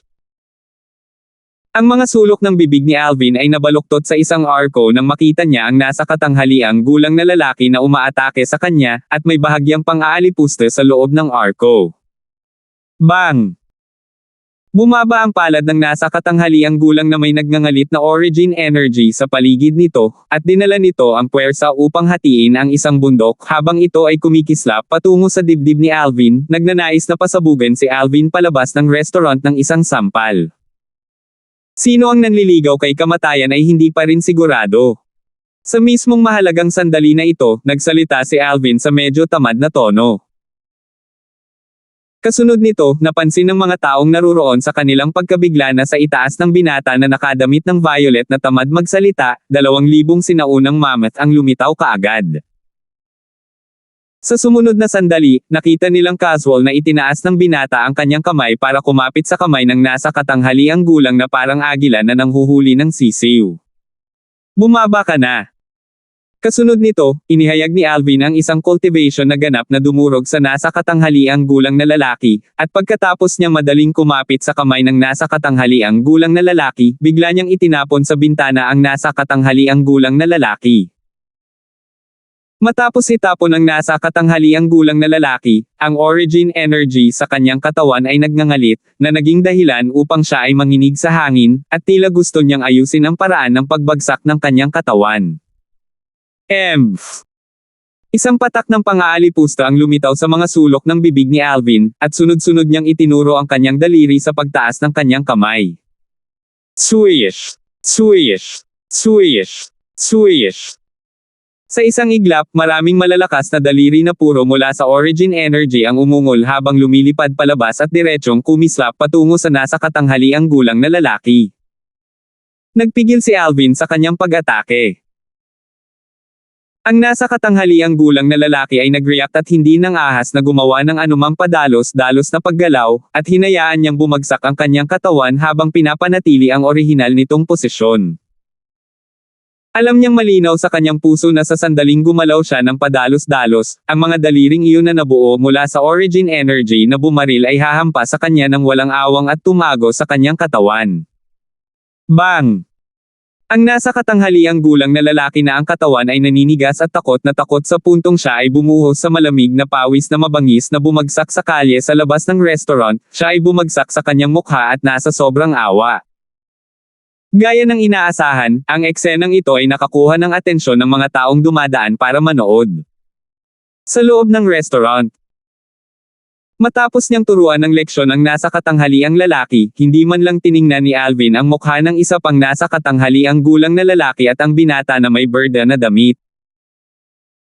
Sa sandaling ito, ang mga mag-aaral ng binata na nakaberda na nagpapanatili ng kanyang katahimikan sa lahat ng panahon ay hindi maiwasang maghigpit, at matalim niyang tiningnan si Alvin. Kuya, hindi ko inaasahan na ang edad mo ay napakabata, ngunit isa ka ng void prying stage na martial artist. Kahanga-hanga. Kahanga-hanga. Hindi pinansin ni Alvin ang binata na may berda na damit. Bahagyang nahiya ang binata, pagkatapos ay pinilit niyang ilabas ang bakas ng ngiti sa kanyang mukha. I'm the J-Clans JP, sana mapatawad ni kuya ang subordinate ko sa pagkakasala sa iyo. Pwede bang wag mong istorbohin ang pagkain ko? Itinaas ni Alvin ang kanyang ulo at naiinip na tumingin kay JP. Natigilan ang ekspresyon ni JP, pagkatapos ay huminga siya ng malalim at hindi umimik. I'm sorry. Aalis na ako. Habang nagsasalita siya, isinama ni JP ang isa pang nasa katanghaliang gulang na lalaki at umalis sa restaurant. Dito natapos ang komedya, at naging sanhi ito ng bahagyang pagkadismaya ng mga tao sa restaurant. Akala ko ang young Master JP ng J-Clan ay maghihiganti sa kanyang nasasakupan. Ngunit hindi ko inaasahan na sa halip ay aalis siya sa pagitan ng kanyang buntot. Talagang nakakadismaya. Ayon sa akin, ang young Master JP ng J-Clan na ito ay isang matalinong tao. Ang kultibasyon ng binatang ito ay nakapasok na sa void prying stage sa murang edad. Malinaw, siya ay isang batang henyo na inirekomenda sa Dragon at Phoenix Academy sa pagkakataong ito. I wonder kung anong kapangyarihan ang nagrekomenda sa kanya. This young man looks to be not more than 25 years old. Kahit na magaling siyang mag-alaga ng kanyang hitsura, natatakot ako na hindi siya hihigit sa 30 years old. Ang gayong likas na talento ay hindi mas mababa sa 5 dakilang young masters kahit kaunti, ngunit hindi ko pa talaga siya narinig noon. Ang karamihan ng mga customer sa restaurant ay nagbulungan sa diskusyon, at lahat sila ay nagulat sa pagtatanim ni Alvin. Para kay Alvin, hindi siya mapakali na bigyang pansin ang mga taong ito. Hindi hihigit sa 30 taong gulang. Nakaramdam si Alvin na hindi makapagsalita sa kanyang puso. Sa labas ng restaurant, si JP ay may kalmadong ekspresyon habang dinadala niya ang dalawang nasa katanghaliang gulang na lalaki at naglakad palayo sa malayo, at parang itinapon na niya sa likod ng kanyang ulo ang insidenteng nangyari kanina. Young Master, masyadong mayabang ang batang yan. Baka hahayaan na lang natin ng ganoon. Ang nasa katanghaliang gulang na lalaki na itinapon ni Alvin sa bintana kanina ay may galit na ekspresyon habang nagsasalita habang nagngangalit ang kanyang mga ngipin. Malamig na sumulyap si JP sa middle-aged man at walang pakialam na sinabi, hindi kita pipigilan kung gusto mong bumalik at turuan siya ng leksyon. Pero, hayaan mo muna akong sabihin sa iyo. Kahit napatayin ka niya, hindi ka tatayo ng J-Clan natin. Agad na natakot ang middle-aged lalaki nang marinig niya ito. Napayuko ang kanyang ulo, at hindi na siya muling nagsalita. Sa susunod, huwag kang gumamit ng dahas para masolusyonan ang bawat problema. Gamitin mo ng madalas ang utak mo. Tinuruan ni JP ng leksyon ang nasa katanghaliang gulang na lalaki. Ang batang lalaking iyon na nakadamit ng violet ay nagtataglay ng cultivation sa void prying stage sa murang edad. Siya ay tiyak na isang batang henyo na inirekomenda sa Dragon at Phoenix Academy sa pagkakataong ito. Sa kanyang lakas, hindi mahirap para sa kanya na maging tanyag sa Dragon at Phoenix Academy. Kahit na ang ganitong uri ng tao ay hindi maaaring maging isang kaibigan, talagang hindi siya dapat maging isang kaaway. Bukod dito, sa palagay mo ba ay simple lang ang isang kapangyarihan na makapagpapaunlad sa isang batang ekspertong tulad nito? Nang matapos siyang magsalita, halatang may takot sa tono ni JP. Dahil sa mga salita ni JP, paulit-ulit na tumango ang dalawang nasa katanghaliang gulang at nakaramdam sila ng taos-pusong paghanga. Lalo na ang nasa katanghaliang gulang na lalaking iyon na nakikipagtalo tungkol sa hindi pagbibitiw, ang kanyang mukha ay pulang-pula at pakiramdam na nabuhay siya sa mga taon na ito para sa wala dahil hindi niya makita ang mga bagay na kasing linaw ng kanyang young master. Gayunpaman, marahil ay kararating lang niya sa Imperial City. I guess he will go register himself in the Dragon and Phoenix Academy later. Halika kumain muna tayo pagkatapos ay magparehistro sa Dragon and Phoenix Academy. Mga batang henyo na nanggaling sa buong Azure Forest Imperial Kingdom, hindi na ako makapaghintay. Nagpakita ng ngiti sa mukha ni JP habang bumubulong. Ang ibang mga tao ay hindi dapat maging kasing abnormal ng taong iyon mula noon, tama. Makalipas ang kalahating oras. Si Alvin at ang maliit na gintong mouse ay magkasunod na natapos sa paglilinis ng kanilang mga mesa, pagkatapos ay binayaran ang bill at umalis. Marunong ka bang pumunta sa Dragon and Phoenix Academy? Tumingin si Alvin sa attendant at nagtanong. Ang attendant ay magalang kay Alvin ngayon, at binigyan niya si Alvin ng mga direksyon ng magalang, hindi nangangahas na maging bastos kahit kaunti. Anong biro? Ang binata sa harap niya ay isang eksperto sa Void Prying Stage. Bagamat nakakita siya ng maraming eksperto sa Void Prying Stage, ito ang unang pagkakataon na nakakita siya ng isang batang eksperto sa Void Prying Stage. Bukod dito, ang binata ay itinapon lamang ang nasasakupan sa gilid ng Young Master JP ng J-Clan sa labas ng bintana, at ang kanyang kabangisan ay nagdulot ng pagpipitagan. Okay. Matapos malaman ni Alvin ang lokasyon ng Dragon at Phoenix Academy, tumango siya at tiningnan ang 100 ginto sa mesa mula noon. Kunin mo itong gold bill para mabayaran ang bill at panatilihin ang sukli. Hindi ko akalain na kararating ko lang sa Imperial City at may nag-treat na sa akin ng pagkain. Tumayo si Alvin habang nagsasalita, at umalis siya sa restaurant pagkatapos tumalon ang maliit na gintong daga sa kanyang balikat. Ang 100 ginto na iyon ay eksaktong gintong naiwan ng subordinate ng Young Master JP na iyon ng G-Clan. Salamat, Young Master. Salamat, Young Master. Namula ang mukha ng attendant nang marinig niya si Alvin, at labis siyang nasasabik. 100 ginto. Katumbas ito ng 10,000 pilak. Katumbas ito ng sweldo niya sa loob ng 10 taon. Sa ilalim ng maraming paninibugho at inggit na mga tingin, kinuha ng attendant ang gintong kwenta at binayaran ang kwenta. Talagang dumating ang batang eksperto na iyon para sa Dragon and Phoenix Academy. Akala ko noong una, 1 taon mula ngayon, ang 5 batang henyo na kinatawan ng ating Azure Forest Imperial Kingdom na magtutungo sa Darkstone Empire ay sasakupan ng 5 dakilang Young Masters. Ngayon ay tila isa pang itim na kabayo ang lumitaw. 5 mahuhusay na Young Masters. Ayon sa akin, ang itim na kabayo sa mga nakababatang henerasyon ng ating Azure Forest Imperial Kingdom ay hindi lang ang batang eksperto noon. Kumbaga, ang 7-star sword sect na Nolipol na ay may isang alagad na nakaligtas, at sa likas na talento ng taong iyon, natatakot ako na nakalusot na siya sa Void Prying Stage ngayon. Ang mga disipulong iyon ng 7-star sword sect ay tila tinatawag na Alvin, at minsan ay sunod-sunod niyang natalo ang Saber Young Master at Zither Young Master. Higit sa lahat, ang kanyang edad ay mas bata pa sa sinuman sa 5 dakilang Young Masters. Sa likas na talento, walang sinuman sa kasaysayan ng ating Azure Forest Imperial Kingdom ang makakalampas sa kanya. Ang karamihan ng tao sa restaurant ay masiglang nag-usap, at ang kanilang mga salita ay napuno ng mataas na papuri kay Alvin. Gayunpaman, kahit na ang kanyang likas na talento ay mahusay, kahit na siya ay nakalusot na sa Void Prying Stage ngayon. Maglalakas loob ba siyang magpakita? Ang Azure Forest Trisect ay nagwawasak sa kanilang mga utak na sinusubukang hanapin siya, dahil gusto nilang kaladkarin siya palabas at patayin siya. Napakabata pa ni Alvin na iyon ngunit nagawa na niyang maalarma ang Azure Forest Trisect na iyon. Naiisip ko na kung mabubuhay siya ng maayos at mature, tiyak na magiging bangungot siya ng Azure Forest Trisect. Kung ako siya, matutulog ako, at bago ako mag-mature, talagang hindi ako lilito sa mga mata ng Azure Forest Trisect na iyon. Sa halip ay umaasa ako na makakalabas siya. Sa landas patungo sa pagpili ng mga kandidato para sa martial competition ng 10 Dynasties, labis akong na-curious kung hanggang saan ang eksaktong mararating ng isang napakalaking henyo na tulad niya.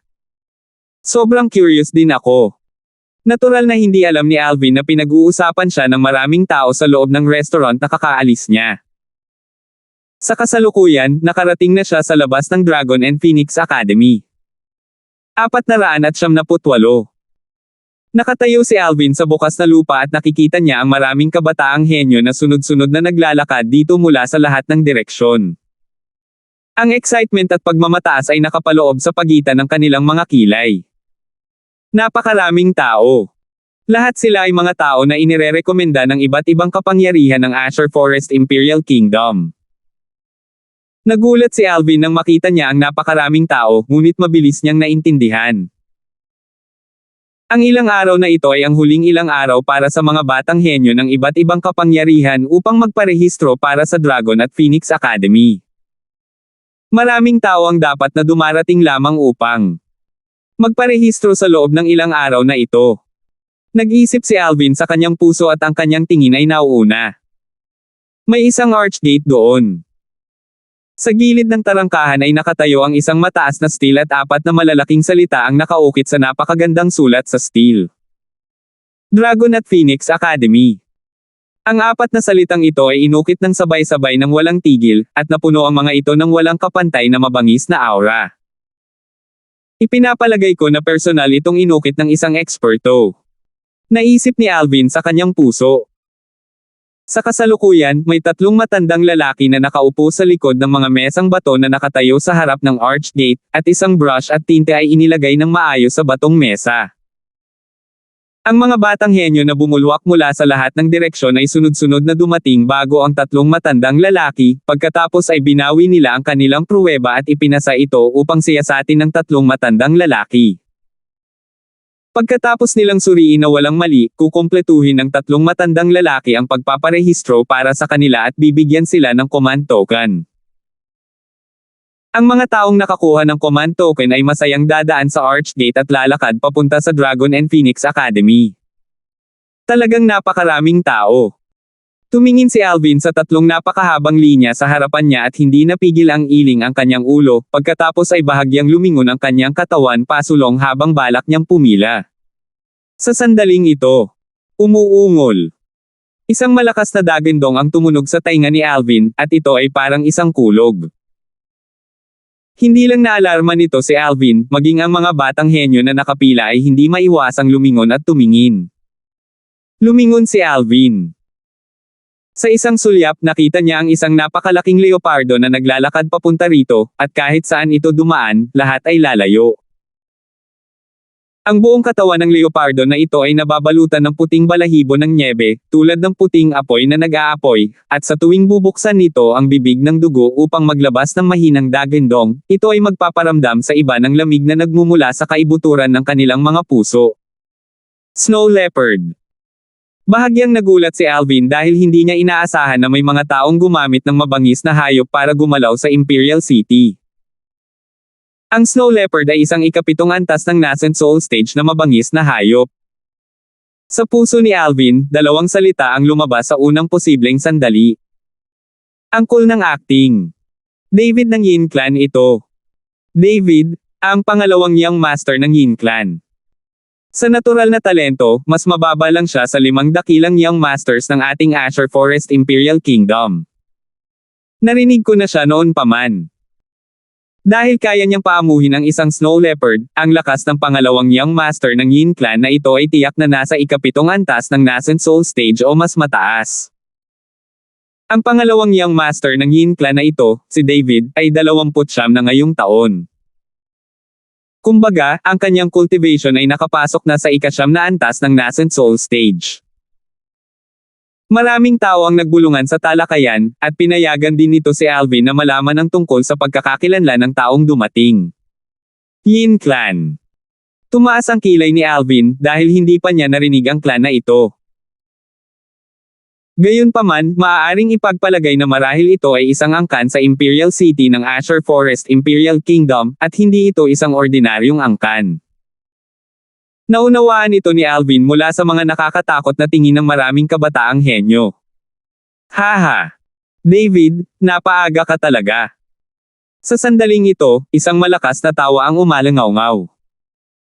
Sinabayan ng nakabubusog na halakhak na ito ay isang nakakagulat na dagandong ng hayop.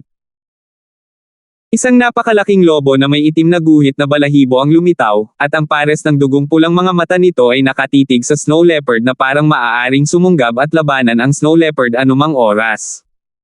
Black Striped Wolf. Maraming tao ang nagpalabas ng nagulat na bulalas. Black Striped Wolf, isang ikapitong antas ng nascent soul stage na mabangis na hayop na mas mabangis pa sa snow leopard. Isa pang mabangis na hayop.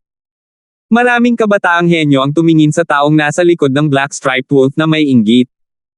Tumingin din si Alvin. Ito ay isang binata na nakasuot ng itim na damit at nasa edad 30. Karaniwan ang kanyang hitsura, ngunit ang labis na pagmamataas ay lumabas sa pagitan ng kanyang mga kilay. Half-step void stage. Ang espiritual na lakas ni Alvin ay nagunat at nakita ang paglilinang ng taong ito sa unang posibleng sandali. Si Yandalf Simmer ng Simmer Clan. Si Yandalf ay isang henyo na martial artist ng ating Azure Forest Imperial Kingdom din. Sa natural na talento, siya ay katulad ni David at mas mababa lamang sa 5 dakilang Young Masters. May nakakilala sa binata na nakasuot ng itim at napasigaw sa mahinang boses. Yandalf, ito ay tunay na nagkataon, maaari rin kitang makatagpo kapag magparehistro lang ako. Malamig na ungol ni David, at halatang hindi siya nakikisama kay Yandalf. Sa sandaling matapos siyang magsalita, hindi pinansin ni David si Yandalf at inutusan ang Snow Leopard na magpatuloy patungo sa gate ng Dragon at Phoenix Academy. Kahit saan siya dumaan, lahat ng mga batang henyo ay tumabi. Sa lalong madaling panahon, ang Snow Leopard sa ilalim ng David ay dumating bago si Alvin. Nakatayo lang si Alvin sa bakanteng espasyo bago ang gate. Sa sandaling ito, may 2 pagpipilian si David. Ang una, lumibot sa kaliwa ni Alvin. Ang pangalawa, umikot sa kanan ni Alvin. Pagkatapos ng lahat, ang bakanteng espasyong ito ay napakalawak. Ngunit hindi pumili si David at sa halip ay malamig na tumingin kay Alvin bago malamig na sumigaw. Saan nanggaling ang munting batang ito? FK off. Sumulyap si Alvin kay David nang walang pakialam at hindi siya pinansin, at parang hindi narinig ni Alvin ang mga salita ni David. Lumubog ang mukha ni David. Umuungol. Ang Snow Leopard sa ilalim ni David ay tila napansin ang galit ng guro nito at napaungol kay Alvin. Sumimangot si Alvin at sa wakas ay nagsalita ng tamad. Napakalawak ng kalsada, hindi ka ba marunong maglibot? Maglibot. Nang marinig ni David si Alvin, ang kanyang mukha na dati ay malungkot ay hindi maiwasang maglabas ng ekspresyon ng panunuya. Fledgling kid? Ako? David? Huwag kailanman lumibot. Kung matino ka pagkatapos ay mabilis na F***K off. Kung hindi, gagawin ko ang aking Snow Leopard na direktang pindutin ang pasulong sa iyo. Ang kanyang mga salita ay puno ng nagbabantang layunin. Sa wakas ay lumubog ang kalmadong ekspresyon ni Alvin. Paunahan ako ng Snow Leopard. Itong si David ay talagang iniisip na siya ang hukom na nagpasya sa buhay at kamatayan.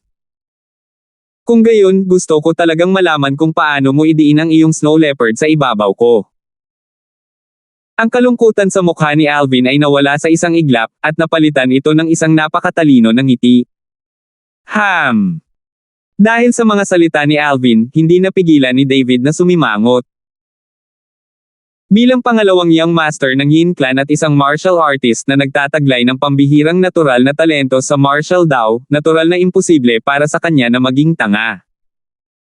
Sa ngayon, 2 lang ang posibilidad kung bakit nang ahas pa ring maging ganito ang nakadamit na violet na binata na nauna sa kanya matapos malaman ang kanyang pagkatao. Ang una, isa itong mainitin ang ulo na hindi alam kung anong status ang taglay ng Yin Clan sa Imperial City ng Azure Forest Imperial Kingdom.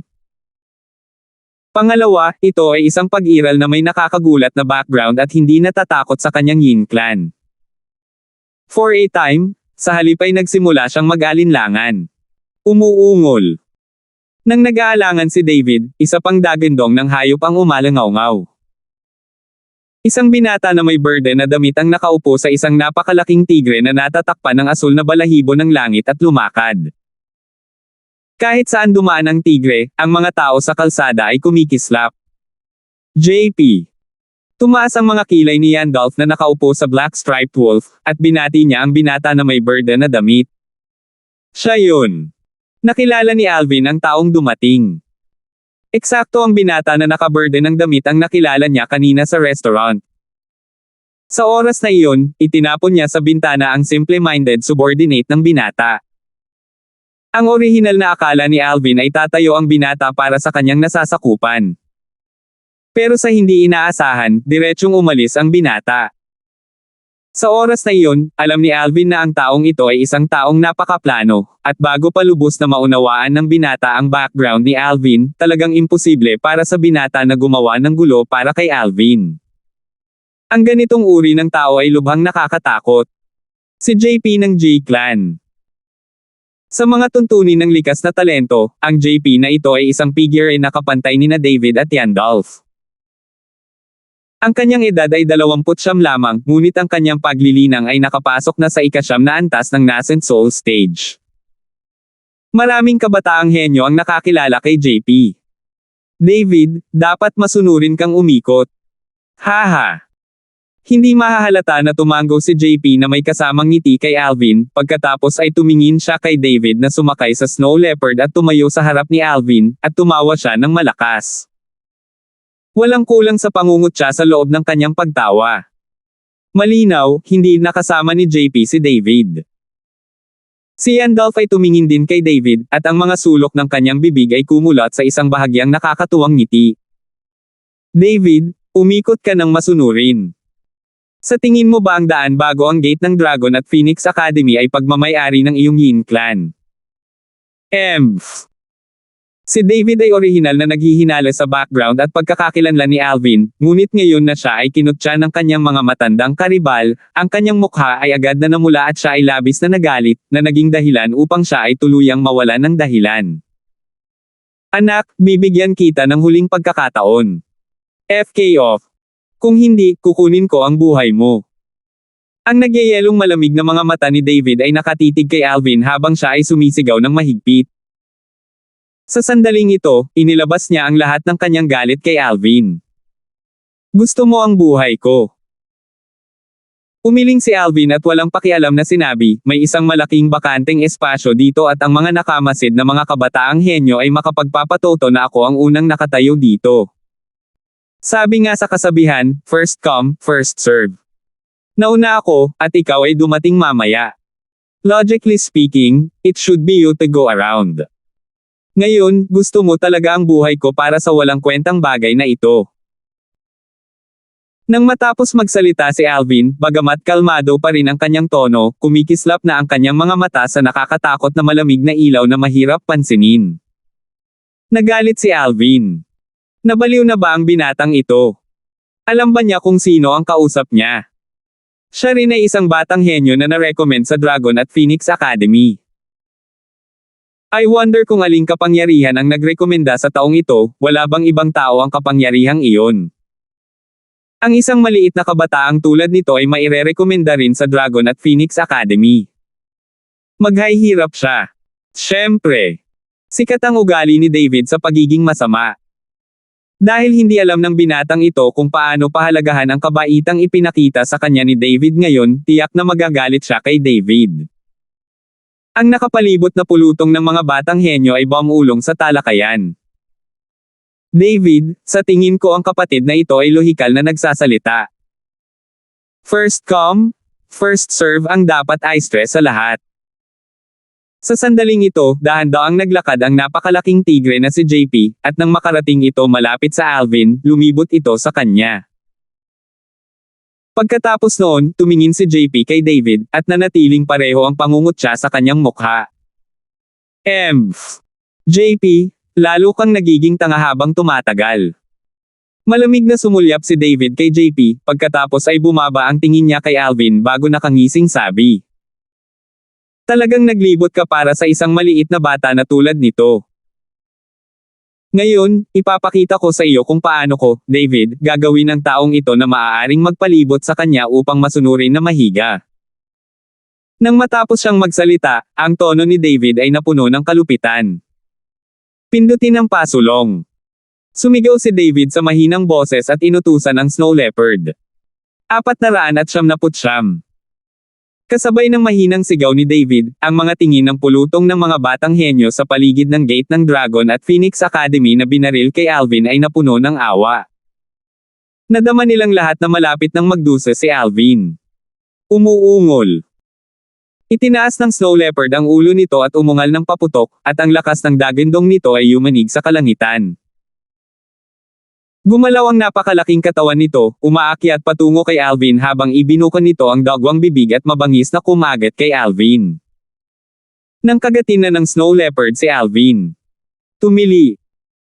Ang malambot na balahibo sa maliit na gintong daga na nakatayo sa balikat ni Alvin ay agad na tumayo, at nagpalabas siya ng isang matalim na sigaw na puno ng matinding galit. Samantalang sa sandaling ito, isang hindi kapani-paniwalang eksena ang lumitaw, at ang mga taong naroroon ay tulala nang makita nila ang eksenang nasa harapan nila. Ang ilang mga tao ay nagunat ng kanilang mga kamay upang mahigpit na kuskusin ang kanilang mga mata na para bang kinukumpirma nila na hindi sila nakakakita ng mga bagay. Nakita nila na kasama ng matalim na sigaw ng maliit na gintong daga, ang Snow Leopard na sumugod kay Alvin ng buong galit ay agad na tumigil sa lugar. Sa susunod na sandali, ang napakalaking katawan ng Snow Leopard ay nanginginig, at ito ay talagang nakahiga sa lupa at nanginginig. Samantalang si David na nasa likod ng Snow Leopard ay hindi nag-iingat at itinapon sa Snow Leopard, at siya ay nahulog sa sahig sa isang malungkot na kalagayan. Roar! Ang Snow Leopard ay nakahiga sa lupa, at ang ulo nito ay dumaikit malapit sa lupa na para bang ito ay isang karaniwang tao na nagsumite ng sarili sa Emperor. Squeak squeak!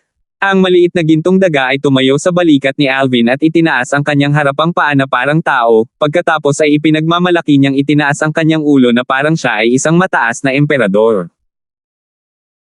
Bilang isang demonyong halimaw, kailangan lang niyang ipakita ang kanyang aura sa isang mabangis na hayop at sapat na ito upang mapasuko ang mabangis na hayop sa takot.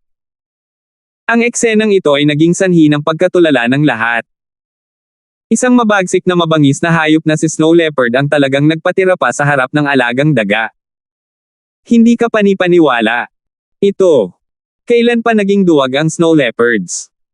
Hindi ba't isang cute na alagang daga lang iyon? Umiyak lang ito at ang Snow Leopard ay parang daga na nakakita ng pusa, at diretso itong nagpatira pa. Ang Snow Leopard na ito ay talagang nagdala ng kahihiyan sa lahat ng nascent soul stage na mabangis na hayop. Maraming nanunood na mga kabataang henyo ang mapanglait sa reaksyon ng Snow Leopard. Tanging sina JP at Yandolph lamang ang may seryosong ekspresyon, at ang kanilang mga mata ay napuno ng takot nang tumingin sila sa maliit na gintong daga sa balikat ni Alvin. Alam nila na ang maliit na gintong daga na nakatayo sa balikat ng binata ay talagang hindi isang alagang daga. Anong biro? Ang isang alagang daga ba ay maaaring maging sanhi ng mga mabangis na hayop sa ilalim ng mga ito upang maging hindi mapakali? Kanina, nang ang maliit na gintong daga ay nagpalabas ng sigaw na nakadirekta sa Snow Leopard, naramdaman nila na ang mabangis na mga hayop sa ilalim nila ay naging hindi mapakali at hindi mapakali. Kung hindi dahil sa pagpapatahimik nila sa mga mabangis na hayop, ang mga mabangis na hayop sa ilalim nila ay nabaliw na at tumakas. JP, kilala mo siya. Tumingin si Yandolph kay JP at nagtanong sa pamamagitan ng voice transmission. Malinaw, naunawaan niya na ang mga aksyon ni JP kanina ay ganap na umaakay kay David ng hakbang-hakbang, na naging dahilan upang mawalan ng katwiran si David at gumawa ng hakbang laban sa misteryosong binata na nakadamit ng violet. Not really. I met him at a restaurant an hour ago. Umiling si JP at sumagot sa pamamagitan ng voice transmission. Kasabay nito, tumingin si JP kay David na nakatitig sa kawalan na may nakatulala na ekspresyon, at ang mga sulok ng kanyang bibig ay kumukot sa isang mapanuksong ngiti habang nagdaragdag siya ng gatong sa apoy. Tulad ng inaasahan, ang alipin na hayop ay katulad ng Panginoon. David, dapat kang humingi ng tawad sa little kapatid na ito. Sa ganitong paraan, marahil siya ay magiging mapagbigay at patawarin ang iyong mga aksyon. Ang slave beast ay ang pangalan ng mga tao sa Cloud Continent na tinutugunan ang mga demonyong hayop at mabangis na hayop na inalipin. Siyempre, ang isang demonyong hayop na hindi inalipin tulad ng maliit na gintong daga na kinuha bilang kaibigan ni Alvin ay hindi itinuturing na isang alipin na hayop. Ito si JP. Napakunot ang noo ni Alvin nang makita niyang gustong makita nitong si JP na nasusunog ang mundo. Tulad ng inaasahan, siya ay isang skimang tao. Bukod dito, napansin ni Alvin na pagkatapos marinig ni David ang mga salita ni JP, mabilis siyang nakabawi sa kanyang pagkabigla. Nang tumingin siya kay Alvin, ang kanyang mga mata ay napuno ng kalupitan at kahihiyan. Hindi mo kayang masaktan ang ilang tao.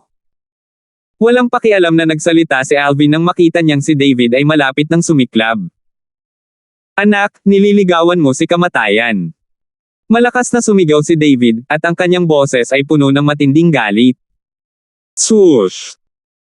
Kasabay nito, nanginginig ang katawan ni David at tila nag-transform sa isang cannonball na dumiretso patungo kay Alvin. Hindi lamang iyon, habang ang figure ni David ay kumikislap, ang kanyang kanang kamay ay nag-form ng isang kamao, pagkatapos ay ang origin energy ay tumaas sa ibabaw nito bago kumislap upang dumiretso sa dibdib ni Alvin. Whoosh! Sa kalangitan, 1,200 sinaunang mammoth na silhouette ang nag-condensed sa anyo at nag-drashed out sa hila. Malinaw, si David ay umatake sa ilalim ng matinding galit at sumabog ng buong lakas. Idiot! Hindi inaasahan ni Alvin na pagkatapos na matakot ang snow leopard ng maliit na gintong daga para mahiga, maglalakas loob pa rin si David na atakihin siya, at agad na lumubog ang kanyang mukha habang ang malamig na mga ilaw ay lumabas mula sa kanyang mga mata. Kasabay ng malamig niyang pagsigaw, gumalaw si Alvin. Tempest Point. Sa pagtaas ng kanyang kamay, itinuro ni Alvin ang kanyang daliri, at hindi man lang siya gumamit ng wind force o lightning force, gamit ang point force na puro condensed mula sa origin energy para sumipol at maarang ang kamao ni David na lumalapit ng buong galit. Swish! Isang nakakabinging nakakatusok na alulong ang biglang umalangaw-ngaw. Ang puwersa ng punto na nakondensed mula sa lakas ng 2,000 sinaunang mammoth ay dumaan sa origin energy sa kamao ni David tulad ng pagwawalis sa mga tuyong dahon, at madali itong dumampi sa kanyang kamao. Hiss! Ang point force ni Alvin na nakondensed mula sa origin energy ay tumusok sa kamao ni David na parang tumusok ito sa tofu. Ah! Sa sandaling ang isang maliit na butas ay nabutas sa kamao ni David at tumalsik ang sariwang dugo, ang matinis na sigaw ni David ay umalangaw-ngaw sa tabi nito, at ito ay lubhang miserable. Kasunod nito, iniunat ni David ang kanyang kabilang kamay upang mahigpit na hawakan ang kanyang dagwang kanang kamay. Sa sandaling ito, nanginginig ang katawan ni David habang bumubuhos ang malamig na pawis mula sa kanya. Hindi. Imposible. Habang nakatingin siya sa langit sa itaas ng Alvin, sa 2,000 sinaunang mammoth silhouette na unti-unting nagkalat, walang tigil na umiling si David at ayaw maniwala na totoo ang lahat ng ito. Ang binatang ito na mukhang hindi hihigit sa 25 taong gulang ay talagang isang first level na eksperto sa Void Prying stage. Si David na nahirapang huminto sa kanyang pagdurugo gamit ang origin energy, ay may ekspresyon na mapatla sa sukdulan. Matapos niyang malinaw na maramdaman ang sarili niyang mga sugat, muling nagbago ang mukha niya, naging sobrang ganid. Ikaw. Pinilayan mo ang kamay ko, pilayan mo ang kamay ko. Hindi ka bibitawan ng Yin Clan, hindi ka bibitawan ng Yin Clan. Ang boses ni David ay naglalaman ng mga bakas ng panginginig na may halong sa loob dahil napansin niya na ang kanyang kanang kamay ay ganap na baldado. Ang origin energy point force ng binata ay madaling napilayan ang dalawa sa mga buto ng kanyang daliri pagkatapos ay bumagsak sa buto ng kanyang braso nang hindi bumabagal kahit kaunti, at ganap nitong tinadtad ang kanyang utak at lahat ng nasa loob ng buto. Sa kasalukuyan, kahit na mayroon siyang grade 4 na Great Recovery Pill, imposibleng gumaling ang kanyang kamay. Si Alvin ay may kalmado na tingin nang harapin si David na may baluktot at mabangis na ekspresyon, at sinabi niyang walang pakialam, sinabi ko sa iyo bago ka umatake. Hindi mo kayang masaktan ang ilang tao. Kapag nasaktan mo na sila, kailangan mong bayaran ang halaga. Ikaw. Namula ang mukha ni David, at ngayon lang niya naalala na sinabi nga ito ng binata. Gayunpaman, sa oras na iyon, labis siyang nagalit, kaya paano siya makikinig sa sinabi ni Alvin? Naisip lang niya na mapanlin lang si Alvin. Patay ka, patay ka. Galit na sumulyap si David kay Alvin, pagkatapos ay tumalon siya sa likod ng snow leopard na nakahiga sa lupa at tumingin sa snow leopard habang siya ay malamig na sumisigaw. Bumangon ka na. Sa tingin mo ba kulang pa ang mukha natin? Gayunpaman, ang snow leopard ay lubos na hindi pinansin, nakahiga lang ito at nanginginig habang nakaharap sa aura ng isang demonyong hayop na ibinubuga ng maliit na gintong daga. Walang kwentang basura. Nang makita niya ang snow leopard na hindi siya pinapansin, ang mukha ni David ay sobrang hindi magandang tingnan, at sa pagtaas ng kanyang kaliwang kamay, isang espiritong saber ang lumitaw sa kanyang kamay. Bumaba ang spirit saber at direktang tumusok sa bungo ng snow leopard na ikinamatay nito. Marahil, kahit hanggang kamatayan, hindi akalain ng snow leopard na bigla itong papatayin ng may-ari nito. Hindi kita bibitawan. I absolutely not. Si David ay muling sinulyapan ng masama si Alvin. Sa sandaling ito, tila siya ay naging isang nakakalaso na ulupong na naghihintay ng pagkakataon na lumunin si Alvin. Kasunod nito, kumislap ang figure ni David na umalis sa gate ng Dragon at Phoenix Academy, at nawala siya sa dulo ng kalsada. Obviously, bumalik siya sa Yin Clan. Hindi pinansin ni Alvin ang mga banta ni David. Yin Clan. Noong nakaraan, ang 5 malalaking sekta ng Azure Forest Imperial Kingdom ay nasa tuktok, at bukod sa Imperial Family ng Azure Forest Imperial Kingdom, walang kahit isang kapangyarihan na nabuo mula sa isang angkan na kayang ikumpara sa alinman sa 5 dakilang sekta noon. Sa kasalukuyan, 2 sa 5 malalaking sekta ang sunod-sunod na Nullipol, at ang 3 natitirang sekta ay pinagsama-sama upang bumuo ng isang mabigat na kapangyarihan na hindi gaanong mababa sa Imperial Family. Ang Azure Forest Trisect. Samantalang ang Azure Forest Trisect ay walang alinlangan na walang iba kundi ang patayin ang survivor na ito ng 7-star sword sect, si Alvin, at magdiwang pagkatapos. Ang pangahas ni Alvin na tumayo dito ngayon ay nangangahulugan na siya ay nakahanda sa pag-iisip na harapin ang Azure Forest Trisect.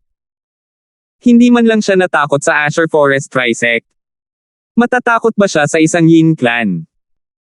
Pagkaalis ni David, bumalik si Alvin sa kanyang katinoan at nilayo na pumila para irehistro ang kanyang sarili. Sa kasalukuyan, ang mga batang henyo saan man dumaan si Alvin ay tumabi, at sa huli, naghiwalay sila ng landas upang ipakita siya sa harapan, na nagpapahintulot sa kanya na magparehistro muna. Saan man, nakuha ng mga eksperto ang paggalang ng iba, at nakakuha ng ilang mga pribilehiyo. Void Prying Stage. Isa talaga siyang Void Prying Stage expert. Sa sandaling ito, bukod kay JP, ang mga tingin ng pulutong ng mga kabataang henyo kabilang si Yandalf ay napuno ng pagkabigla at pagtataka nang tumingin sila kay Alvin. Ang isang binata na mukhang wala pang 25 taong gulang ay nagtataglay ng cultivation sa unang antas ng Void Prying Stage. Ang gayong mga nagawa ay lubhang nakakabigla. JP, alam mo ba bago ito? Tumingin si Yandalf kay JP, at nang makita niyang bahagyang tumango si JP, kumaibot ang mga sulok ng kanyang bibig. Niloko mo talaga si David. Napilayan ng isang kamay ni David at natatakot ako na wala siyang kapalaran kung kakaunti lang ang puwang para magtungo sa Darkstone Empire.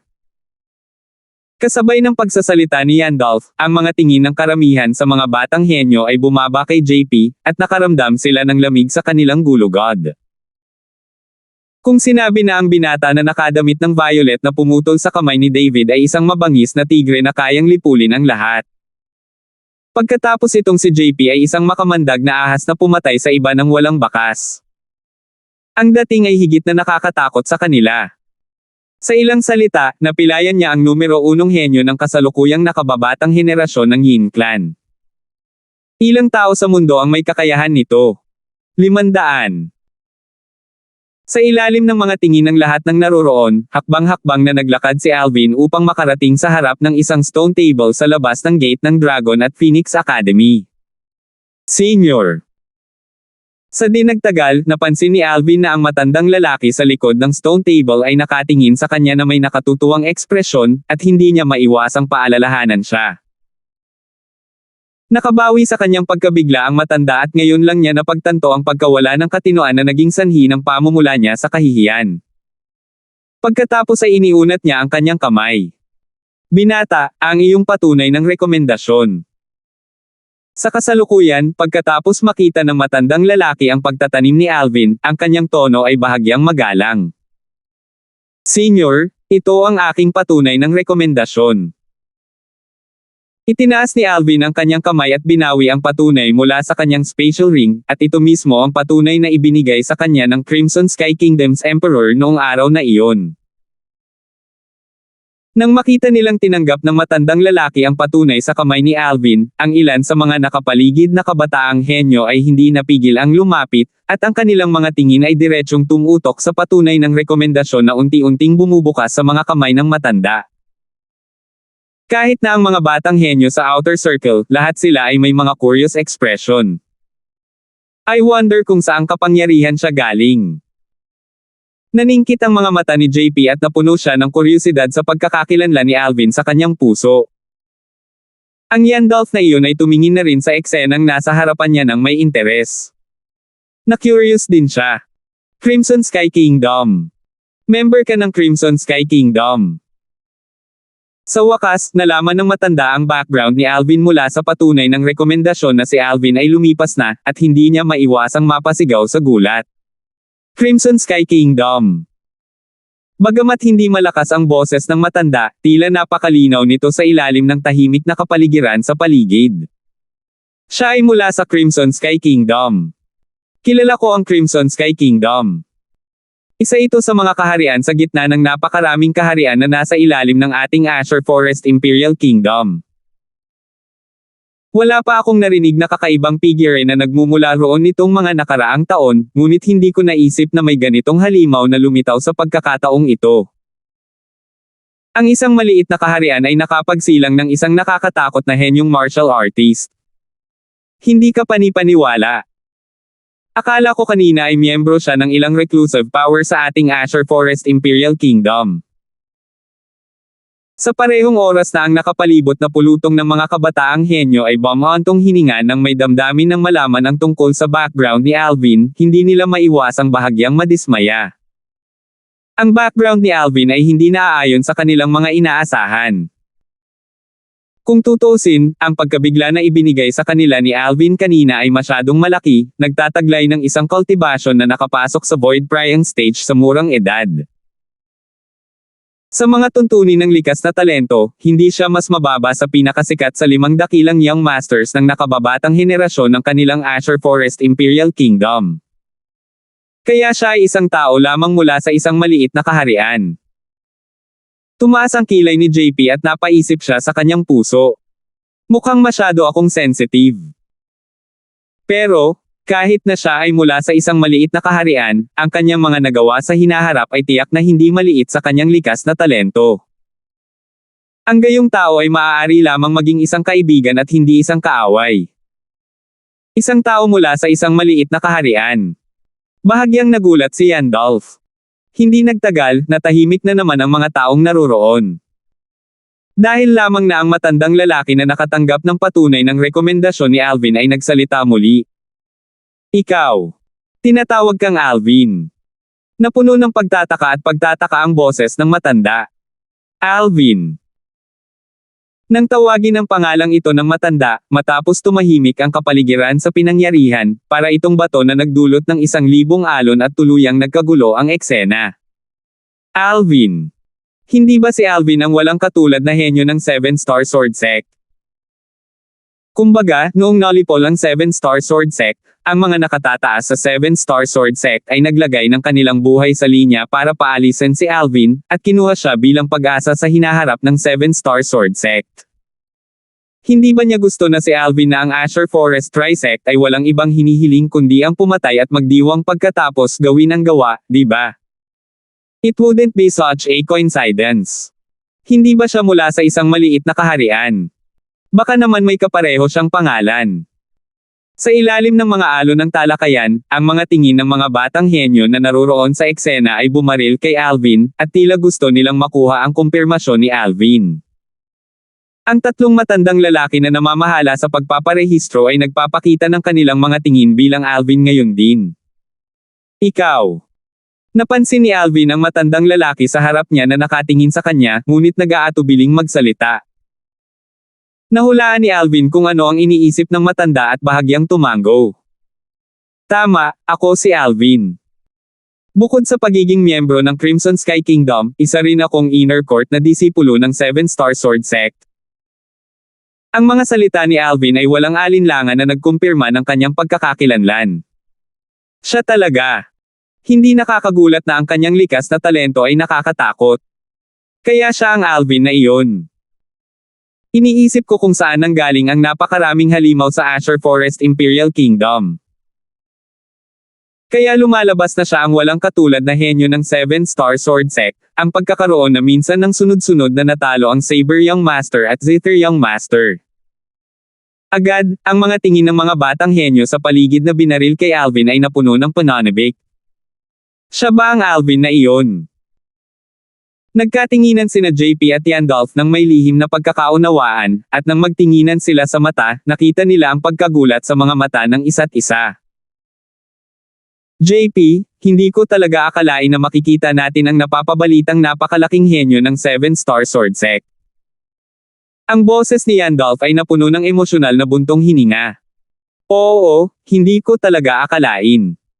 Si JP ay may masalimuot na tingin. Masyado siyang padalos-dalos. Kung ako sa kanya, itatago ko ang aking sarili at maghihintay hanggang magkaroon ako ng sapat na lakas bago ako magpakita sa harap ng mga mata ng mundo.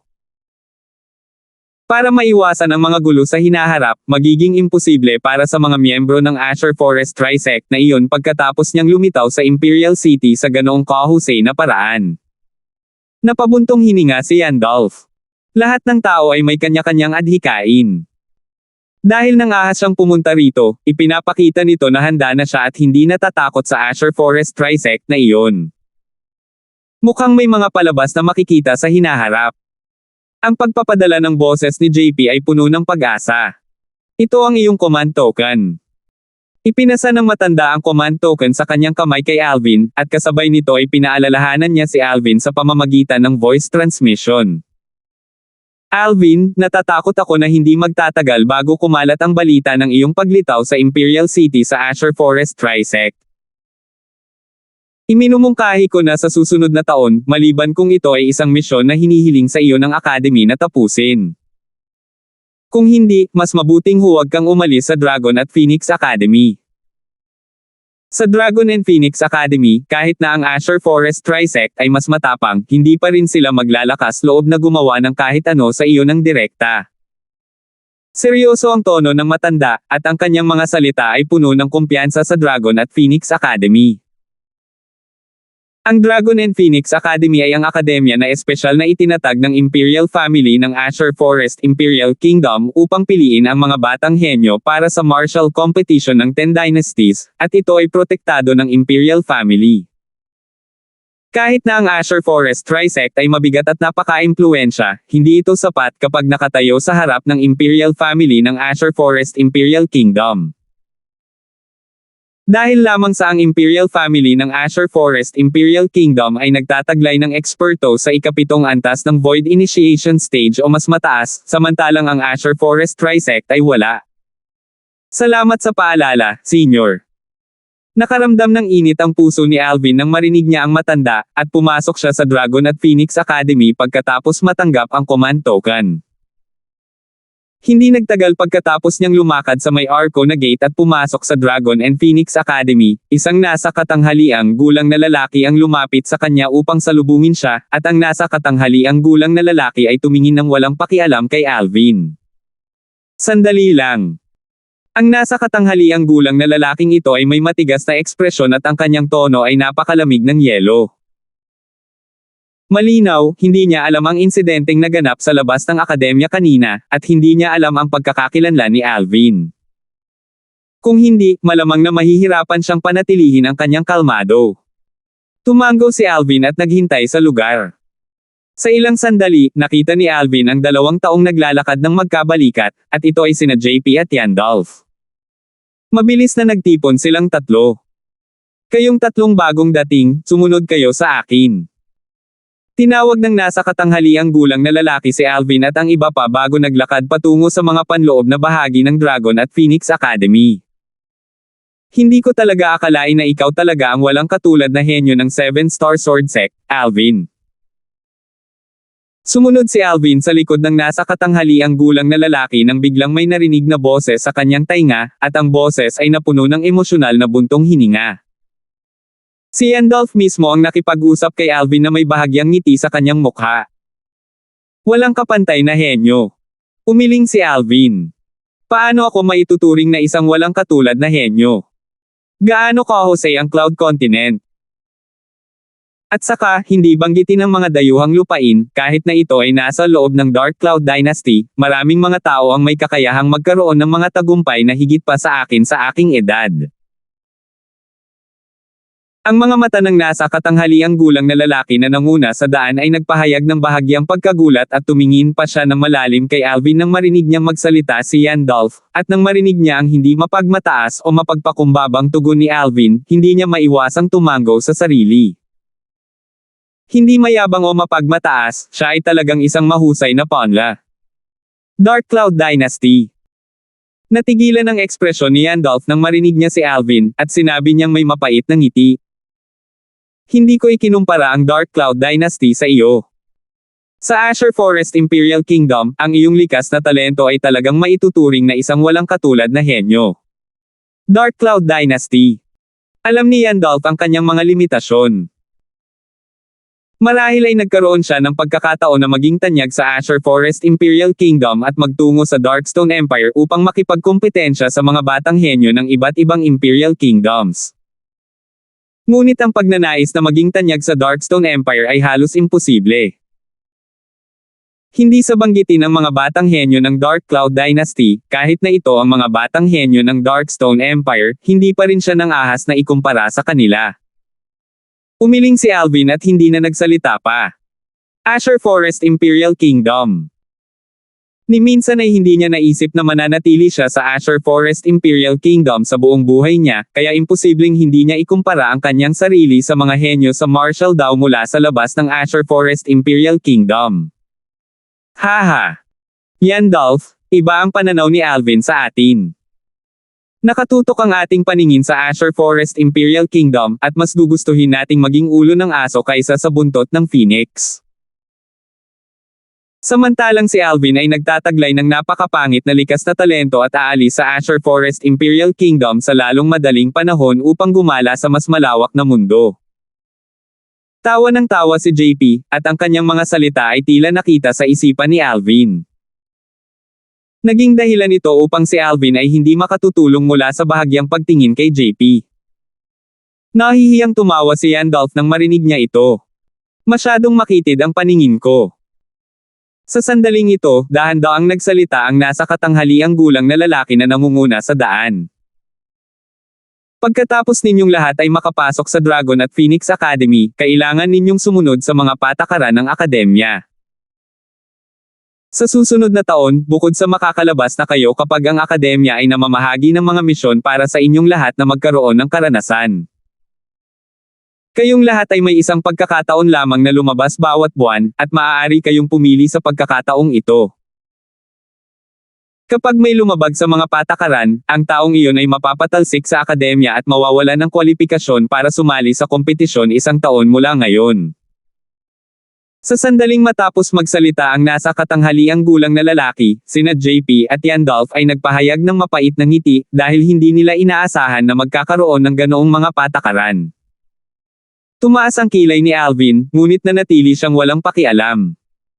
As far as he was concerned, ang target niya ay ang competition na gaganapin ng Dragon and Phoenix Academy isang taon mula ngayon. Bukod dito, ito ay upang maging tanyag at manalo ng pagkakataong magtungo sa Darkstone Empire upang makipagkompetensya sa mga batang henyo ng Darkstone Empire at sa iba't ibang Imperial Kingdoms. Kung maaari ba siyang manatili sa Dragon at Phoenix Academy, o kung may oras siyang lumabas, wala siyang pakialam.